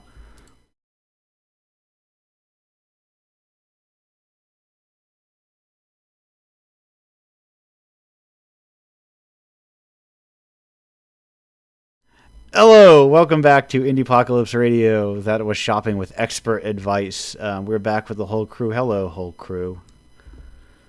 Hello. Yes, we were. I was going to get a drink, and then we're talking about water and talking about how, games with quick, strong statements. Because both of your games, depending on how long you take them to pick them up, they're like Oh, I mean, like Whiskey Stones has like a hard time limit on it. It is literally what, like 3 minutes. Yeah, 3 minutes 14 seconds. Yeah, right. So like that is as much as you can play of that game, and then that is the totality of that game. And Blink is maybe like an hour, maybe if you're slow at it. Oh, Yeah, I mean, it varies. oh yeah, Yeah. sorry. You can go up or down. Very much dependent on your own journey through the Right, world. And But it is like but also like those are like good. Like the problem is like those games don't fit into like the Steam marketplace. no, but I do like the kind of subtle differences, but like how it approaches it in different ways. Like Bonicle's game, like with that time limit, it encourages you to do better each time. Like the skill and the discovery element is like improving your skill. Yeah. And trying to get higher score and to be faster and to learn all the shortcuts and learn the speed strats. Yeah, like it was cool to like literally see that happen at an event, of someone like coming back multiple times to try and get better at it. Yeah, no, it's always like really, really rewarding to see. And Yeah, I don't think it's actually a game that literally has a time limit because you're meant to play it multiple times. Right. You evolve yourself over those play sessions. Right. It's something that like there was actually. Oh, sorry. No. If the endless rule of the show, if I'm talking, you're talking. Just keep on talking. I'll stop talking. Okay, cool. There was actually a person who I met. There was a Whiskey Stone's Discord running for a while. It's not that active, but there was a person there who was really, really cool and was really, wanted to get better at the game. And they actually like set the world record to 3 mil. They actually got like 3 million Whiskey Stones in the end, which is insane. Like, it's so much like so many points that the score goes above like P rank and then goes back to D because the flip book's like rolling back. It's insane. It was insane to see. And then just a few weeks ago, actually, just out of nowhere, I got recommended like a completely random YouTube video of someone doing even better at it. And this person just had like no connection to anyone in like the community server or like this isn't someone I know. So it was just like insane. Yeah, but it's like the theoretical max for that game. Like how many stones did you actually place in the level? I imagine that's the limit. Or can you duplicate? Can you do anything crazy to make more? You can't duplicate, but I actually don't know the amount. I was gonna make a tool for that because I was curious about that as well, but I just never ended up doing that. So there is a way if you're a clever hardcore gamer, there is a way to break it, of course, and get infinite Whiskey Stones at the score screen. I forget how people. I have no idea what causes that. I don't either. Like I would see people, like a couple people, I'm like, I don't know how you did that. I know what you did, but I don't know how you did it. Yeah. So it's like but also like it's one of those things where like it doesn't matter. You just Alt F4 and start again. Yeah, exactly. Is that a block? Is that like it keeps dropping more and more Whiskey Stones and you can't exit the game until they've all dropped? It drops him. So far as I can tell, it just drops him infinitely until it just like slows everything way down. Yeah, it's like it basically just breaks the computer. Oh, that's delightful. It is. I mean, it's definitely in the spirit of the game, I think. But also, it didn't happen, and I have no idea what causes it. Because it is like completely random. Yeah. I could not identify like what people are doing differently that caused it. Mm-hmm. But it's also it's like doesn't matter. Just like that's the fun thing about these kind of things. Like sometimes like it just doesn't really matter. Like if a game even if a game like you make ends up like having a clear bug, like I think they're easy enough as a player to sometimes just overlook, like, whatever, games aren't perfect. They just walk past it, Like, yeah. I mean, with Whiskey Stones, a lot of people just didn't play, just played once, and then was like, oh, okay, cool. Yeah. last year I showcased it at PAX Oz as part of my uni, and people were actually just playing the intro, and they got to the point where it said press space to start, and they just saw that like screen, and they're like, "Wow, what a cool game!" and then just left. I like so a surprising amount of people did that. I just stopped correcting them after a while. It was it was crazy. Yikes. Yeah, like that is it's so weird the way people like, especially the way people like engage with games like at events, which is often not. Yeah. I think I appreciate that though from the game that it like respects you to just play however long you want. Like there isn't necessarily like a goal. Like it doesn't say, "Hey, you need to get A tier to feed your family" or whatever. Um, that people can just play once and move on. Like that's a nice thing that players that don't want to can just have it easy out and they can say they've enjoyed the experience without having to play, 20 times more, which might for them be a bad experience. Yeah, have you now, Bongo, did you consider making the speed a lot slower? And the whiskey stones are a currency that you earn, and there's meta progression. Oh yeah. The whiskey pass. This Yeah. is this is a known thing that everybody knows about. Yeah. Um, I haven't. No. Right. I did want to release the game on Steam, which is kind of impossible because I don't own the music. Right. But yeah, I was hoping to like add like achievements that like reward you with cosmetics, and then add like more maps maybe, and some maybe like stage gimmicks or something. But yeah, I just never got around to it. It just hit a limit where I was done with the project, and I just yeah, the code was also really, really bad. Like if I ever went back to like a full release of Whiskey Stones, I would definitely just redo the entire system again. Right. Because there's, that's sometimes that's the downside of making something just so it works. Is like, well, I want to expand. Like, it's not made to be expanded. Yeah, and like I made the original thing in a week, so I'm still using stuff from that. Right, and then at some point you're just building these chunks on top of each other so much that you're like, I need to fix. It's like you have a giant Jenga tower, and you need to fix. How you fix is you remove the bottom block. You're like, uh oh. Yeah, basically, and there's like 3 different game managers in every scene. It's bad. Whatever, it works. The one you made works. Yeah. So as long as you don't need to make another one, nothing to worry about. Yeah.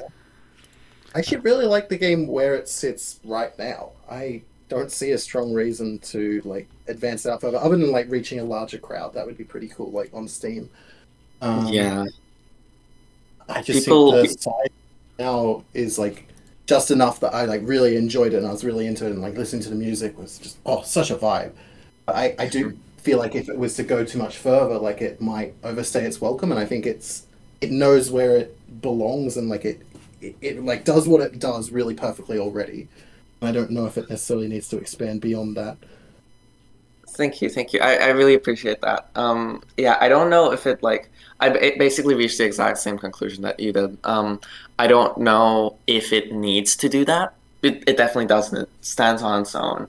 But like a full release would be really good to like reach a full audience and like make money, which is again important. But yeah, no, I was really inspired by a game called Chairs on Steam. So Chairs all caps. It's a really cool game, and it was released after Whiskey Stones.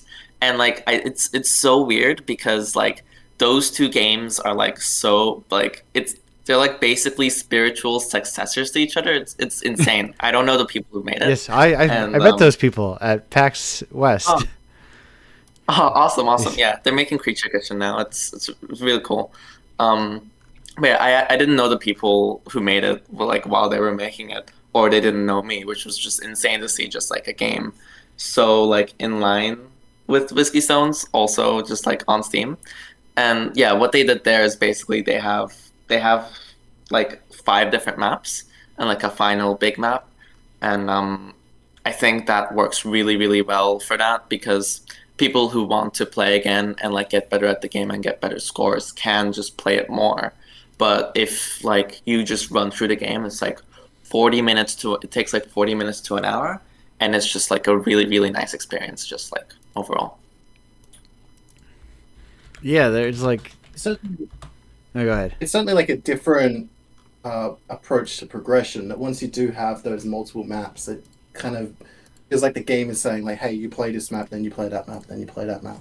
Yeah. I don't think as many players would be going into the speedrunning element that I love so much about Whiskey's 2007 and It's just say whiskey stuff. still practicing saying it.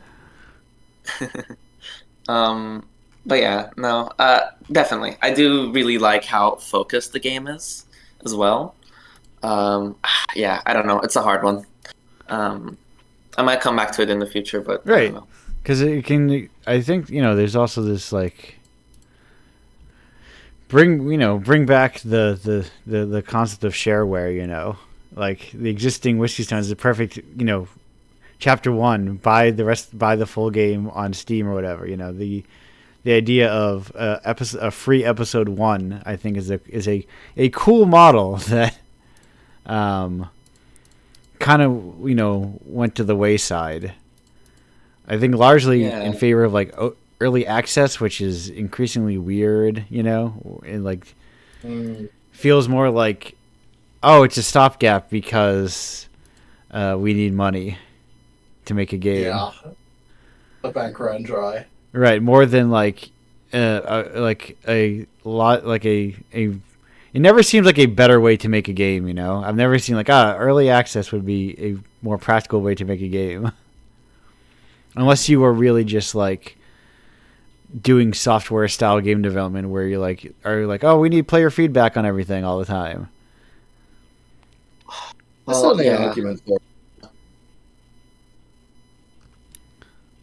But yeah. I do think like games like The Forest and Subnautica really benefited from being early access. right. And I do think like there is definitely a space for that because like it's basically an open beta, right? Yeah. And you get to support the developers while they make the game. But it does really feel so far away from like what it was conceived as now. It's weird. Because those games are like don't necessarily are more like they're hobby games, is a phrase that I'm trying to use because I think it makes sense. Like they're not meant. I guess a lot of those in theory have ends to them, but they're more like you're buying digital like model kits, that have like gameplay in them. I guess. Mm-hmm. Like survival games, I feel like occupy almost an entirely different space than like, like your quote unquote traditional survival crafting early access game is almost a different thing than like a video game, if that makes sense. Like even though you are, it's the breakdown of we don't have enough words, for video games. Right. Yeah, I mean. Yeah, like sandbox. Subnautica and The Forest definitely feels a lot more sandboxy than other. Yeah. I guess it comes back to Minecraft in the end, but Right. because that was technically early God. access as well. I'm realizing now that as you both say sandbox, I'm like sandbox. Right? They are literally sandbox. They are literally digital sandboxes, and early access is like giving you more pails and shovels or whatever. Like. They exist so strongly in that kind of like, is it? Now here's an important question. This is what I need the modern game makers of the day to answer. Is a sandbox a toy? Ooh. And if a sandbox isn't a toy, what would you classify a sandbox as? I think, like with the example of Subnautica, what you're saying about having an Oh no, I'm early not talking about. access I'm not talking about a game. I'm talking about a literal box that Yeah, you yeah. have sand in that you play in. Oh, okay, like sandbox. A literal Box of sand. a literal sandbox that a child would love to play in. Would you consider that to be a toy? Ooh. And if not, what is a sandbox? It's a box of Legos to me, like Right. with no instructions. Because I'm like, Yeah, I guess you're just making your own thing. You're building your own little sand kingdom, like you would at the beach. Yeah. Is that Yeah, I necessarily a mean, toy? I guess doesn't matter. no, like right. yeah, I mean, I think it definitely comes back to like the human nature of making games out of everything, like anything. Yeah, Um, I've heard about like there's this thing, I'm pretty sure it's called like incidental games, yeah, but like the notion of you're walking along the road and then you see a rock on the ground and then you hit it and yeah, then you're trying to hit it forward and then like if it goes forward you can hit it again, but if it like veers off course or like goes left or right, then you don't hit it again, you just walk. You're basically gamifying something that just doesn't exist, you know? you're right. No, I mean, Um, you're speaking to someone. There's a literally an Indiepocalypse game about kicking a rock, a commissioned game. yeah. I think Duncan made a game where you're just like you're just a hand like on like a Yeah. car window, and you're just like waving the hand and doing stuff with it. It's really Yes, cool. yes, that is actually in the same issue as you. That's Oh, was it? that's Life Runs Through. Yeah, no, it is like a small series of vignettes of kind of like universal human hand experiences. Is how I quickly describe it. You know. Hmm. Such a beautiful game. It is hand out a car window, rubbing the moisture off of a window, off of like a shower door,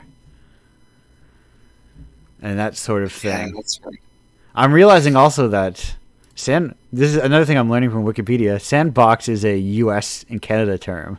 Sandpit is how it's apparently referred to in most Commonwealth countries, as I'm learning. Yes, Huh. I probably would call it a sandpit. Yes, I'm realizing that sandbox is like that's why you most commonly would think sandbox, like the genre, because I'm like that's how it's used. So is a sandbox like you've got in America, is that like mobile? Like you can lift it up and move it to It can be, your yeah, preschool or whatever? yeah. Like you might have one that's like shaped like a turtle or whatever, and it's filled with sand. And you can have like the kind of like freestanding, like more permanent ones. That's like wood with a bunch of sand in the middle. I've never heard sandpit before. That's crazy. Yeah. So, Oh. I didn't grow up here, so I was gonna say, right? Did you? By the time you reached Australia, had you put away childish things like sandpits, and you were? It was beyond. I was 18, so Right. Yeah. So you were not playing in sand. You were not. Your friends were like, "Hey, after class, let's go down to the sand pit," and build a Yeah. castle. Yeah, I don't even know if that's something you do after classes with your cool homies. Yeah. No, not often. It'd be weird. It would be a little. But It's such a shame though that those sorts of play are considered like weird and they're like, why would you do that? No, adults don't play in sandpits. School Right. kids don't play with their friends in school pits. Like, you could do that at preschool, that's fine, but there's a certain age where like, no, what are you doing in there? Right. Get out. You're gonna get dirty. You're gonna get sandy. I- You're gonna bring sand into the house. I Stop that. I think Cam, you are accidentally stumbling upon your perhaps the latest business venture for tapping into the various the Arrested Development generation that is millennials, and making sand pits for them to play in as adults. The adult sand pits, but I don't think that's what most people will be expecting when No. they say an adult sand pit. No, but let me tell you something. These freaking millennials, I say as a begrudging member of it, are they've got Arrested Development real bad a lot of times. It feels like. we need VC funding right now. Yeah, That's a really good idea. yeah, and also I stumbled upon playground was the word used. They used the word playground, and that What do you call it? so not a toy, it's a playground or like playground equipment. And I'm like, oh Right, yeah. What do you call it? Well, no, that is what I call it. But when I was like asking, is a sandbox a toy? Well, what is a sandbox? And it's a play, it's like a play area or a play park or a playground equipment, and I'm like, oh yeah, so like something like a Subnautica or a Minecraft is kind of like a digital playground. Well, no. I think the equipment part is better. Yeah. It's more like a tool, you know? Right. Um, and like tools, like they're tools made in such ways that like convey how they're meant to be used. Like Yeah. Minecraft encourages you to build a certain way. Subnautica is a story that like tells you to explore it in a certain way. The forest does as well. But in the end, they're just like tools that you can make stuff with, right? Yeah. In the same way, does not a slide imply that you get to the top and then go down it? Mm-hmm. But then the best slide experience is when you go up the slide. Right. You know, you crawl and your hands and knees, and then it becomes a toy.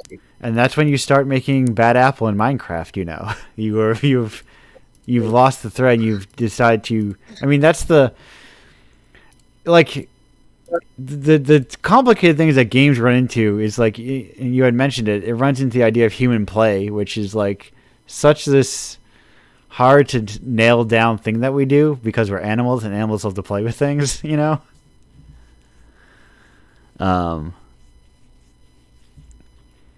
So, yeah. like that other things like even like, you know, have either of you ever invented rules with friends? Like, have you invented games within games? You know, just simply using a game's rule set to make a game that does not exist with like a non-developer intended game within a game. Like a floor is lava type challenge. Right. Like Mm-hmm. the easy thing I think too is that at some point after playing a lot of like local Halo, we actually turned it into a racing game, you know, with a clear with a clear track that we set up. And there was only one map that had like a good track in it, but quote unquote. But there's like, you know, there's a lot of space where you're just like, oh no, we made our own, like we took this rule set and made our own rule set within this rule set. Yeah. Me and my friends take a lot of like friend swap games like Repo and Lethal Company, and we love to make like drinking games out of that, which is pretty basic. Right. But recently we've been doing this thing called the peakening, we call it. We get like everyone we know, so that's like a group of like 20 to 25 people. Yeah. With like an extra players mod for peak. And then we split into two groups and see who can like go up the fastest. And the thing with that is like peak is designed for cooperation, right? You can feed your friends items and stuff. But you can also like, there's also like poisonous items. So you can just feed people who you want to kill, like a poisonous berry or something. Right. And then they're disadvantaged. I think that's really interesting. Yeah. The like emergent play that comes out of like, I mean, there are game genres that come out of like making up games within games, you know. Yeah.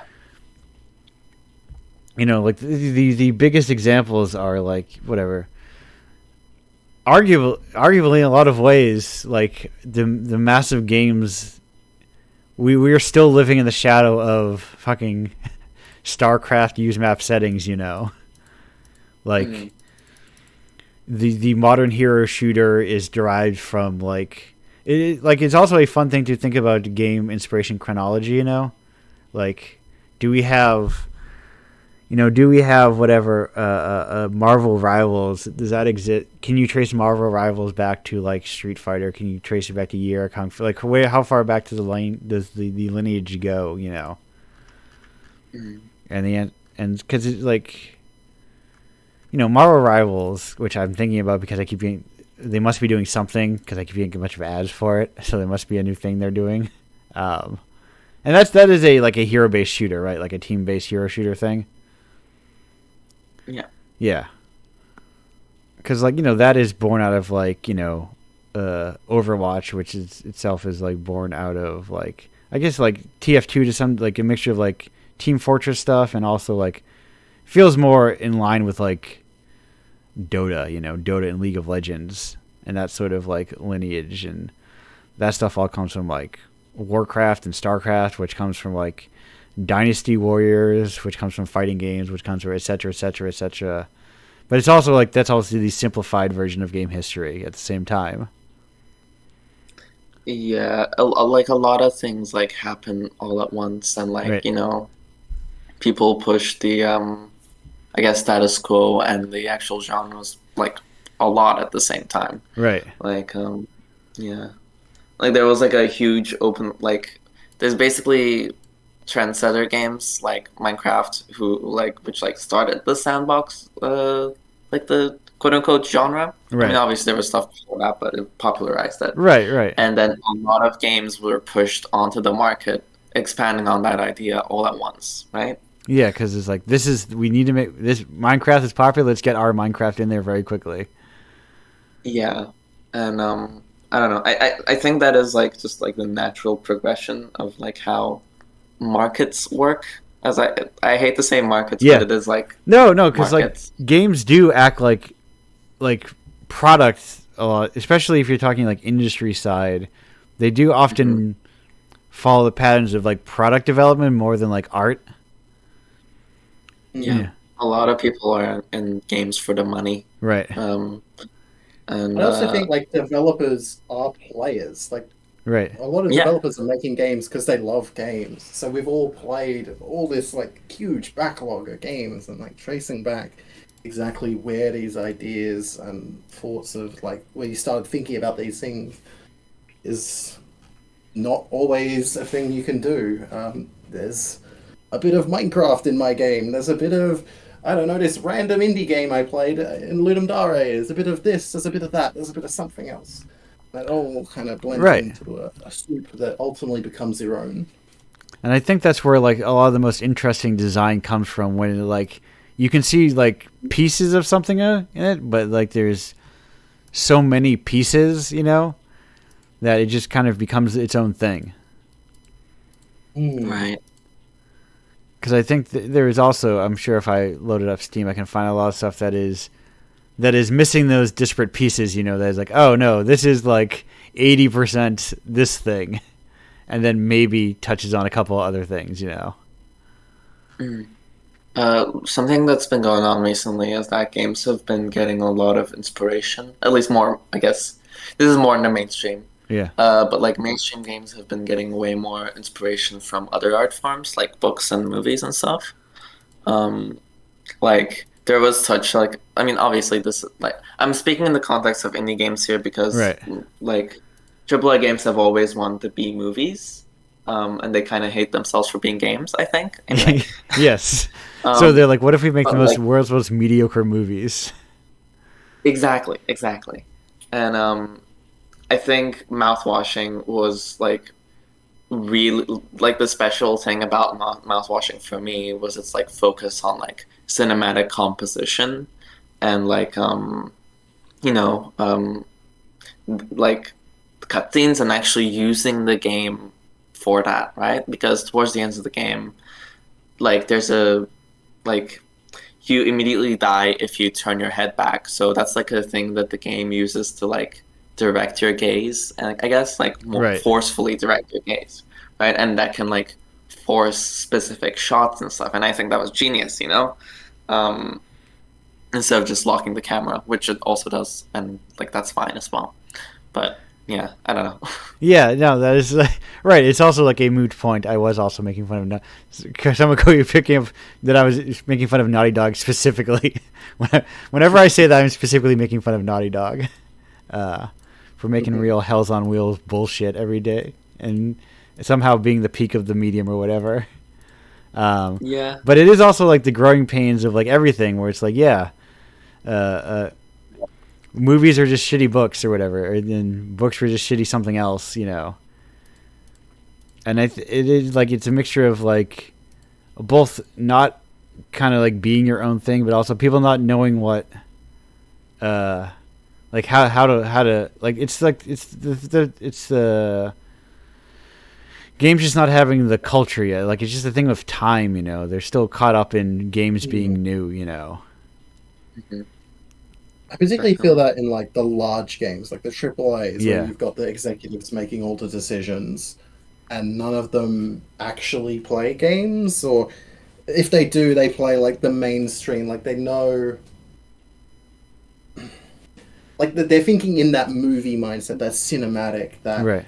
how are we going to make a game that rivals Fallout, rivals all these other, like they don't even think about Minecraft. I think they want the popularity of Minecraft, but they don't actually look at like, hey, why is this popular? It's because it's like Yeah. all this expression. Um, yeah, AAA. Yeah, it's well, it's like a game as a business, which is a whole other. Like you can just do games as a business and make a business out of making games, and that's the thing you can do and make money. And we have a lot of, and the problem that games run into is that a lot of attention is given to money. I guess a lot of things also run into that problem where a lot of attention is given to something when it makes a lot of money. Mm-hmm. Yeah, I mean, I think that's not a thing specific to games. Yeah. Like No. a lot of especially artistic industries, rub off on that. Um, but like, yeah, what I specifically mean is like, I guess what I was trying to talk about at first is like, I specifically like how games are, I guess, bringing like other mediums into it as well. Not like, because there's media literacy, like I guess there's games literacy, right? Which is like Yeah. knowing red barrels are explosive and stuff like that. But that literacy exists for literally all other art forms as well. And I think like we're finally seeing like literacy from other art forms being like pushed into games as well, and like taken in the context of a game, which is interesting to me. Right, because it is there's like the two, there's the quote I always go back to that I saw on a Steam page or an itch page once, that someone's like, I don't know if I got it, but I guess I beat the game. And there's an approach to games that is sort of unique to games, where there is the kind of like quote unquote beating aspect of it. Where you can, like, if you see credits, you're like, I beat it, even if you didn't actually understand anything the game was trying to tell you, because you completed the gameplay aspect of it. Yeah, I guess it's just based on the standard with games, right? That there is a goal that you're trying to complete. There is an end point. This will end. I mean, all media ends eventually, but I feel like in games particularly, people get like hyper fixated on the end of it. Right. There's like positive emotions there and negative emotions, but it's always the focus is that end point. Right. And that's also like their standard for like completing it, which is different than, I think, like if you read a book and didn't understand anything that was happening, you wouldn't be like, I finished the book, I completed that book.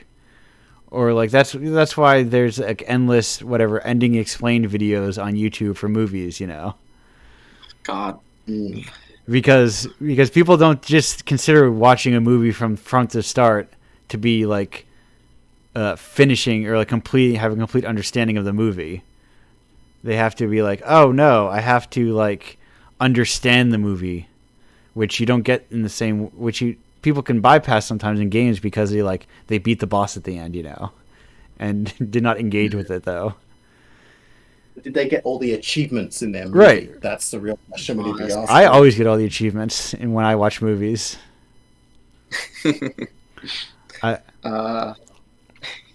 Yeah. Building up all that Netflix points or something. Yes. I don't know. What's the Steam equivalent for movies? I sit down and I watch Stalker, and I'm like, yes, unlocked, saw the sand pits and thought they looked cool. Fully understood. Yeah.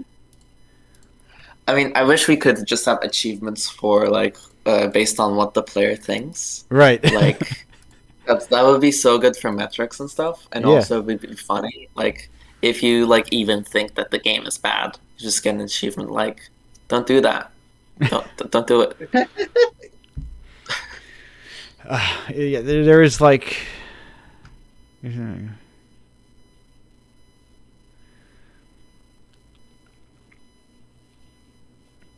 Yeah, right. There is like, and especially it is weird when people like when non-traditional games kind of like break or like weirdos kind of break through, and get budgets because I really like the secondhand Kojima quote of having to retool their game because it was coming out pre-digested, so to speak, and that people are understanding it too much. Right. And like wanting more friction in games. You're like, no, like if people understand my game, I've been doing something wrong, or if they're understanding it too easily. I want people to have like.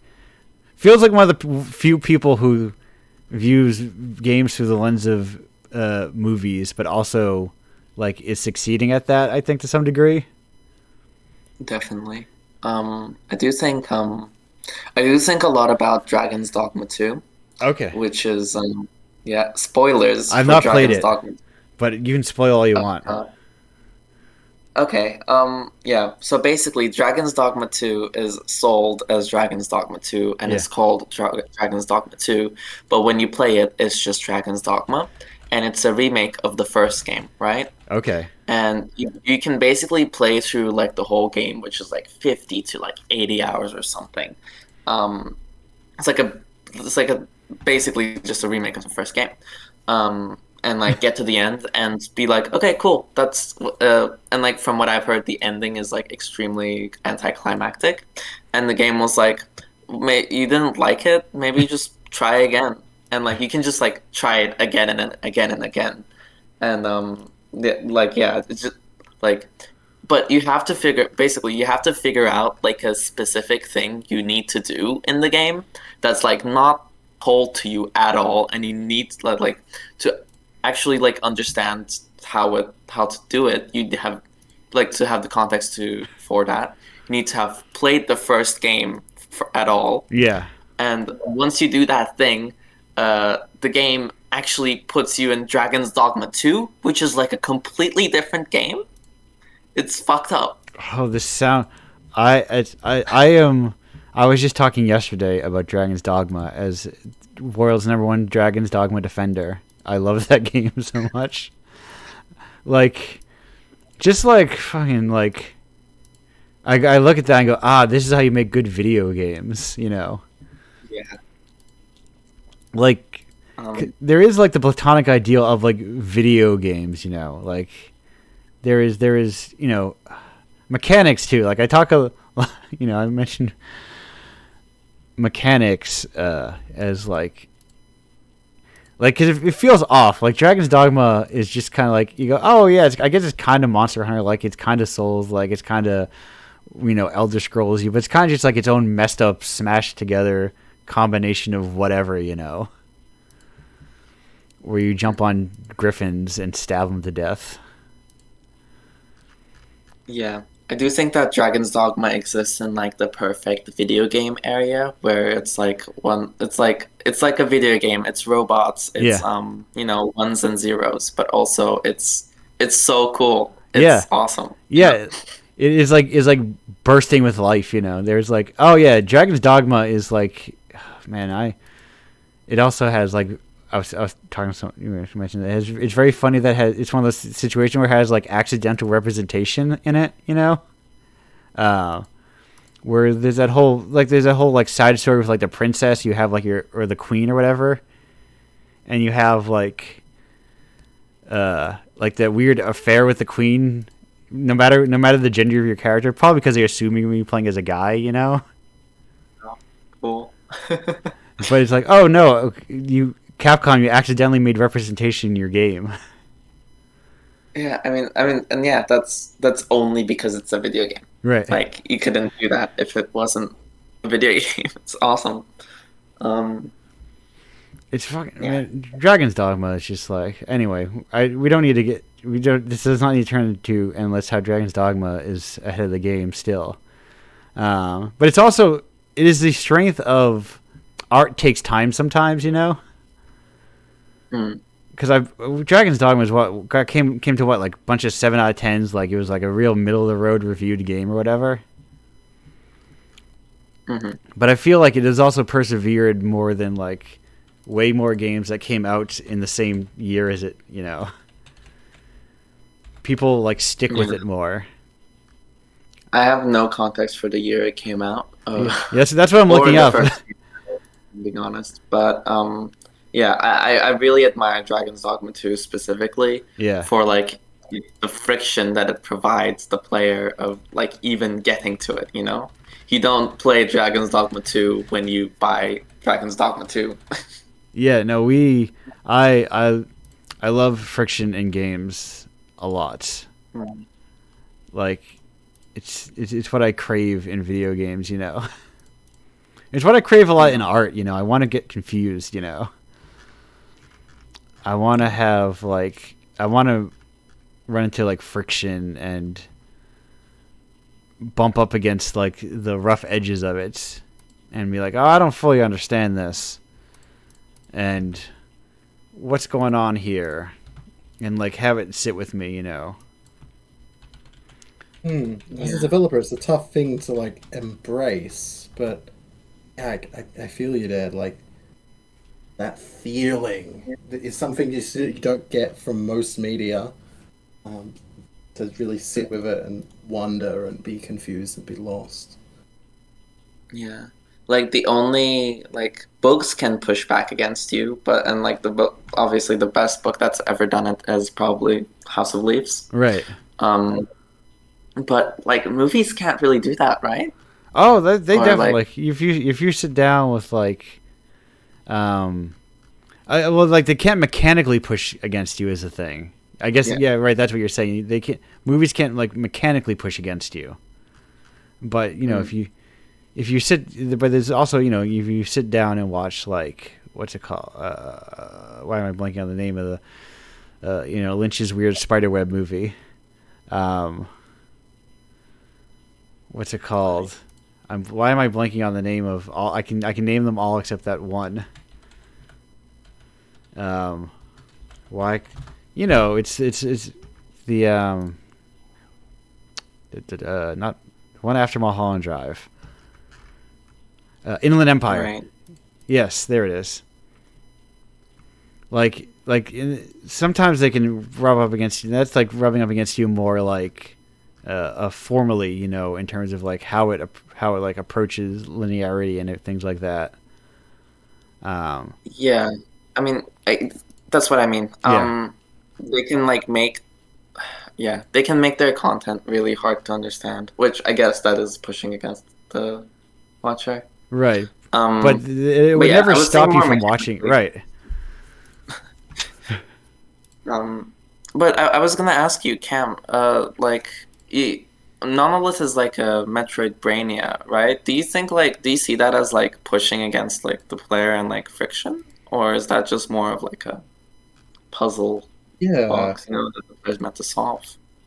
I think like Monolith being a sandbox Metroidvania, I really want players to play around with it, and I found early on that I wanted to design things in the standard way of like the puzzle game, like rooms and puzzle boxes, and like here's a thing and you do that, and like kind of building the stairs for you that lead you to the next area.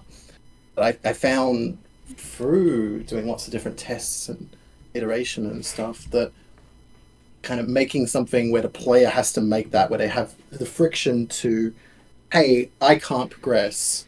I don't even know where I'm progressing. I don't know why I'm progressing. I don't know how.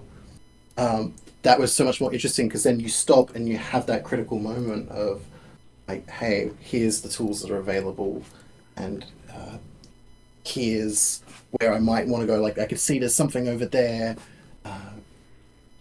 You really stop and think about the mechanics of the game and start to engage that on a deeper level. So yeah, the friction is a really important element in the game, and it's kind of hard to Right. deal with feedback towards it because like there's elements of the friction there that are intentional and people like bumping up against it. I think there is like maybe a certain kind of player to persist with that.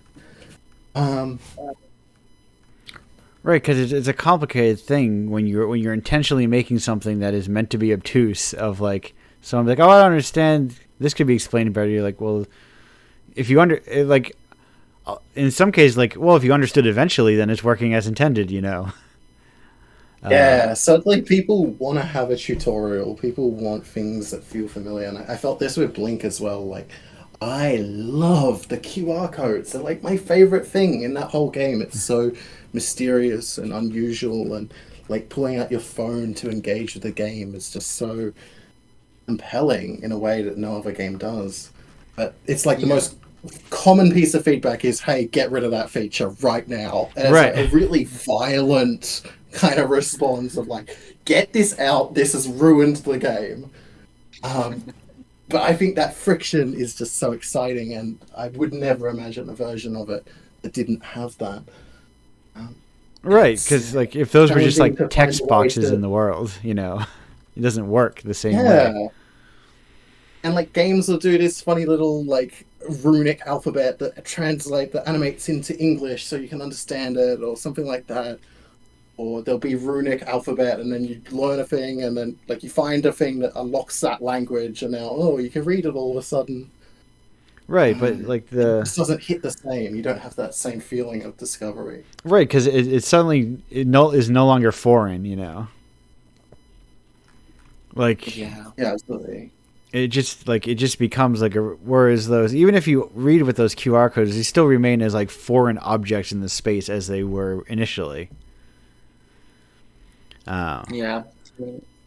What's it called? Tunic does that really well again, I think, because it is a fake language that's like phonetic instead of like just translates to English. Right. I mean, it does translate to English, but the actual alphabet is telling the sounds instead of like the letters in the English. Yes, right. So, and also on top of that, there's like a musical language as well, and all of the like the sound effects and the music in the game actually says stuff in that language, which is also insane.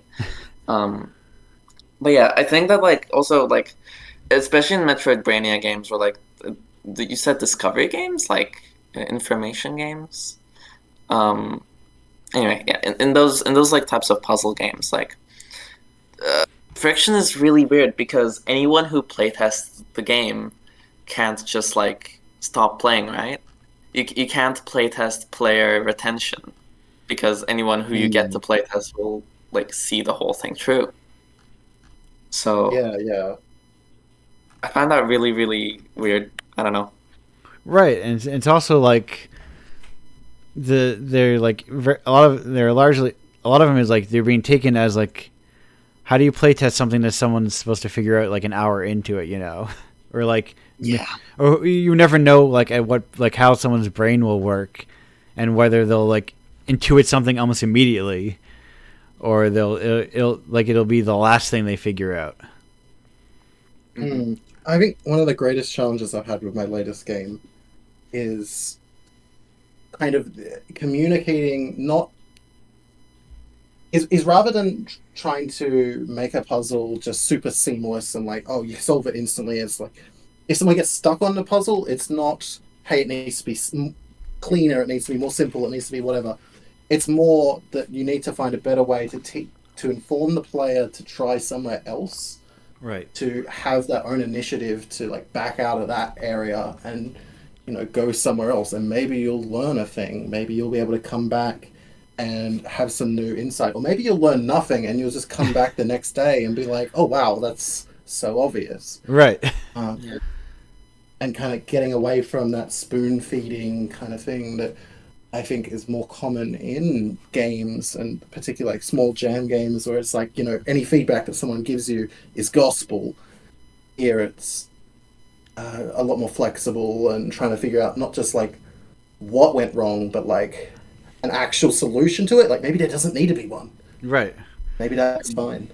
Yeah, I was talking on the show, around they were around the a period of time. I think that when there was people talking about, you know, I want to think of a better the kind of like game when the games kind of like lead you down certain directions if you're taking too long, because I don't like to call them the industry term because I think it's annoying.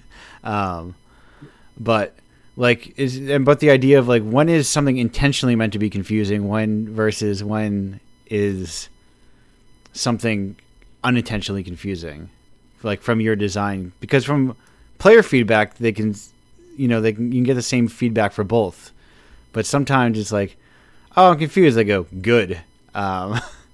And like trying to find like when for you that is important. Like when is it good that you're confused, and when is it bad? Like, oh, I wasn't intending them to be confused.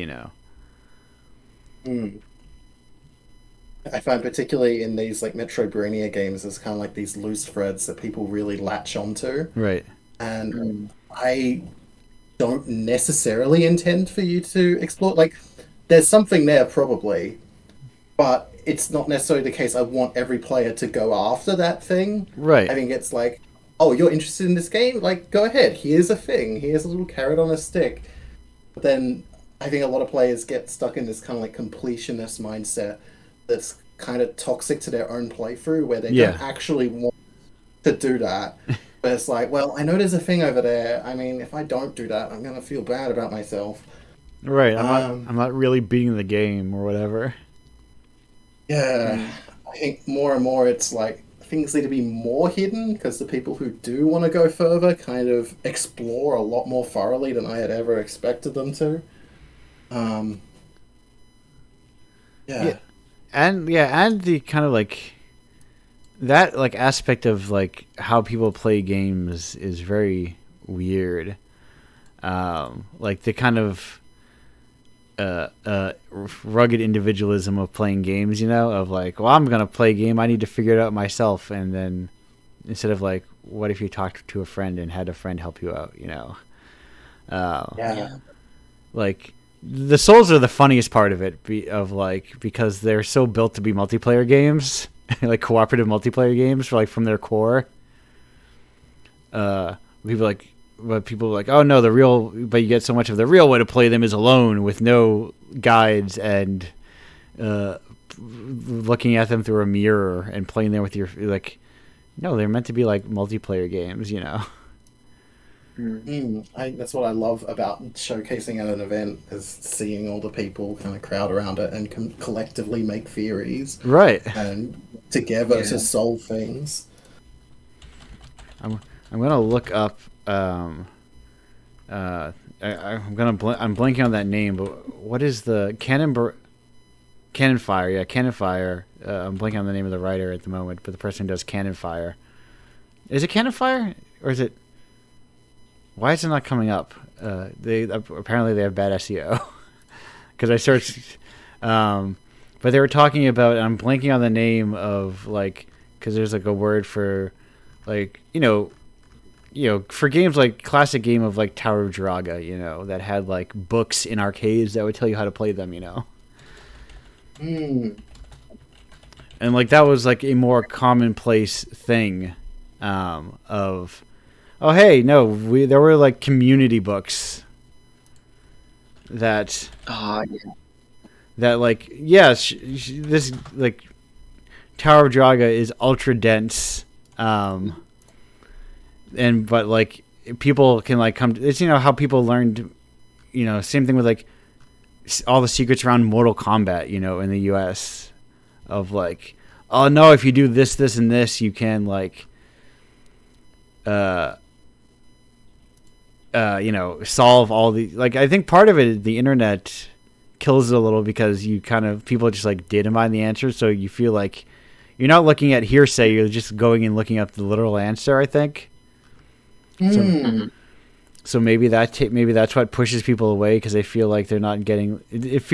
In a weird way, it feels less communal, rather than like if you got that same secret from a friend, like your friend being telling like, oh no, you should go down this path. Like there's actually like a hidden wall there, Yeah, Yeah, it's kind of I think those. kind of related.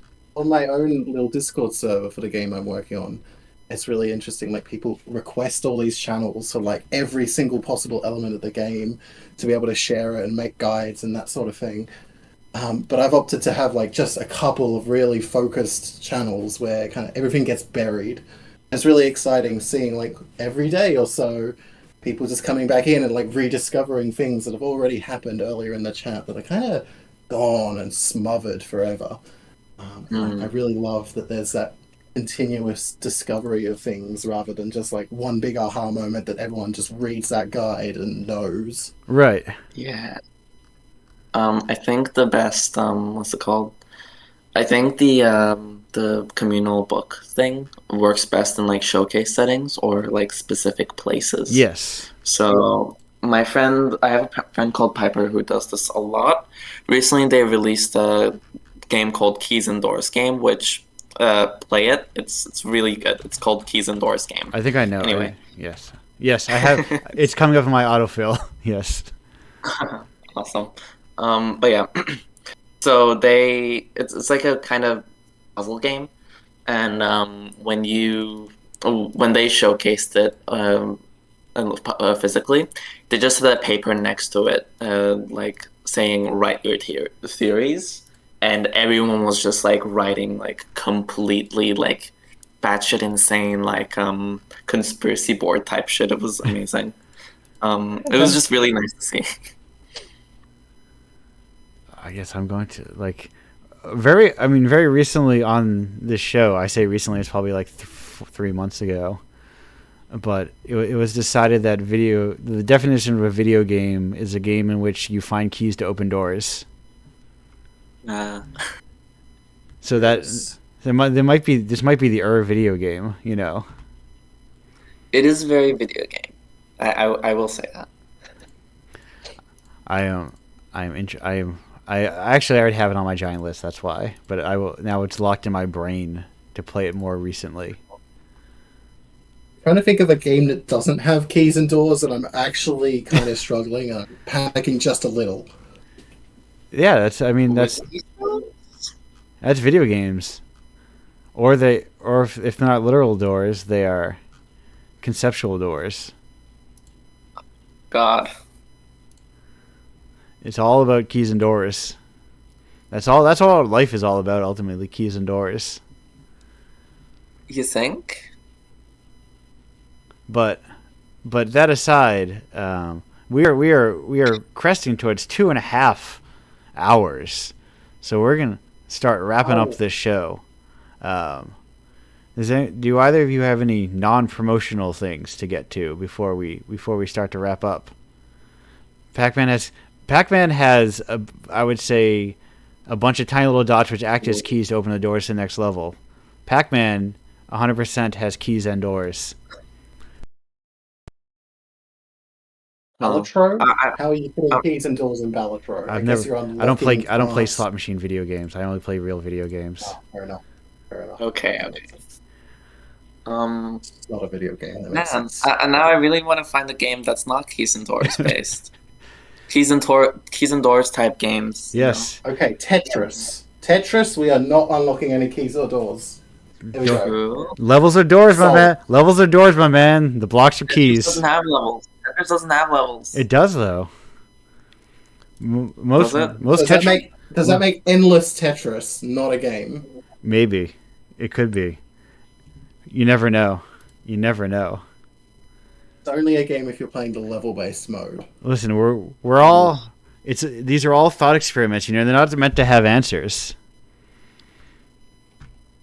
I think that's a cop out looking answer. I think that answer sucks. I will take my non-answer, but as long as I got people thinking, you know. Hmm. Maybe our thing that we thought about briefly on a show, like 2 hours into a show when we're goofing around, maybe it doesn't hold to scholarly rigor, but I like it. But keys and doors and the things in the way they beautifully mix together put aside.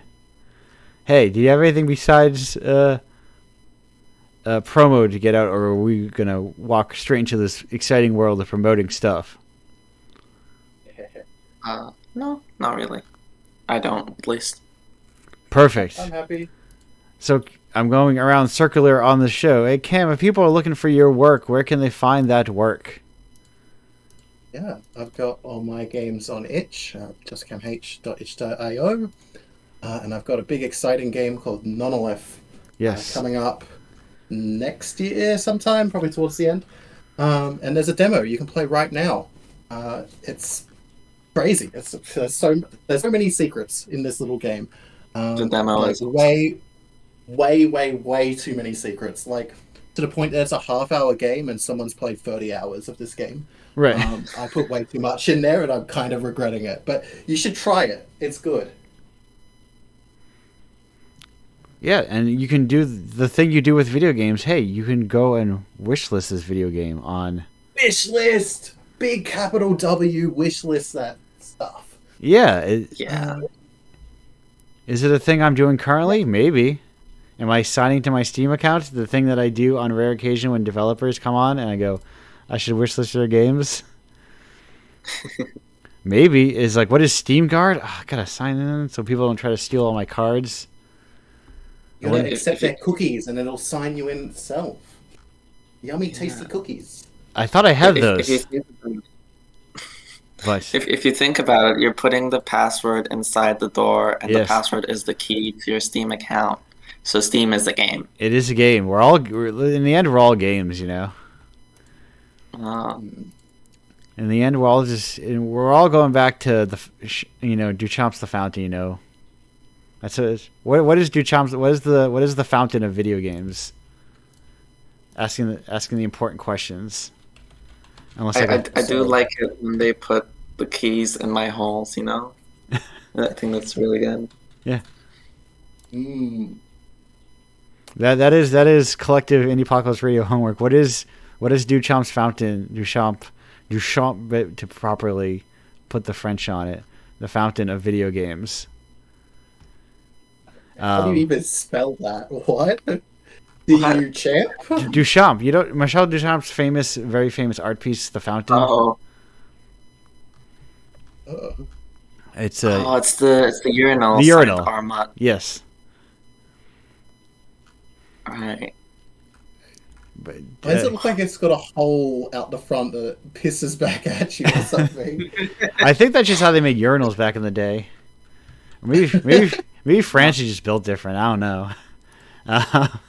No, Barnacle. I imagine that just being the drain. Maybe. It's got to go somewhere, you know. Now, Barnacle, if people are looking for your games, where can they find those games? Yeah, they can find them on my itch page, and yeah, I think that's it. Perfect. I'm working on like Steam release right now, but it's like nowhere. Right. Yes. Yeah. And people will be able to just still get to whatever Steam release. I'm sure there will be a link on that itch page, which of course is barnacle.itch.io. Yes, barnacle.itch.io. Probably follow my Blue Sky for updates. Yes. But yeah, I do not know when it's gonna be. We're planning to release like a demo somewhere around Next Fest, like on February. But yeah, hopefully that should be pretty good. You have a name for this game? It's Dustpocalypse. There is like a game jam version on the on my itch page if anyone wants to play it. But it's like kind of like a Vampire Survivors type game. But yeah, we're working on it a little bit more and releasing it on Steam finally. I was on your page and I was seeing the crushing death of the classic death of influential artist does not make money off of their ultra successful thing in reference to Kita Takahashi.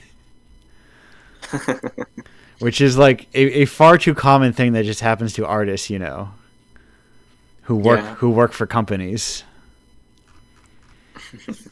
They're like, oh no, you didn't make Yeah, this thing. The company made it. And then yeah. I hopefully I'm never gonna work for a big company. So yeah, that's the true dream. Fingers crossed. And that said, folks, if you're looking to, I of course have Indiepocalypse comes out every month. Indiepocalypse.com or pizzapranks.itch.io are two handy places to get Indiepocalypse. If you get issues 65 and 69, these nice people here eventually get to enter the exciting world of Andrew's $5 to $6 PayPal payments once every 9 months or so. yay. Which is it's not nothing, I'll say. It's technically something. But unintentional whatchamacallits synergy with the thing I just said, the idea of, if someone's profiting off of the work you've done, you should also be profiting off of it for forever, and thus the philosophy. And if you'd like to be part of that overarching philosophy, which is to say be part of Indiepocalypse, it's simple as indiepocalypse.com/submit and indiepocalypse.com/Patreon. If you're like, hey, want to subscribe monthly, don't even want to think about having to buy it every month, you're like, I'd love to do that. And then there's, of course, indiepocalypse.com/tape, where you can buy both tapes of Indiepocalypse, or it's pizzapranks.com/tape market, I think, is the URL for buying people's individual things, like the Low Poly's Classic Co-Open is the most recent game within the the Pizza Pranks tape. Oh, my fucking title, all these nonsensical bullshit I make up. I got a website. It's got a bunch of shit on it. Look at it. That's the end of it. That site's called indiepocalypse.com, like you think it would be. Cam Bonicle, thank you for joining me here today. Thank you, Andrew. Yeah. Thank you. Thanks for having us on. And hey, thank you all for watching and listening whenever you are doing that, whether it's now or 15 years in the future as a bit of archival. What were indie games about?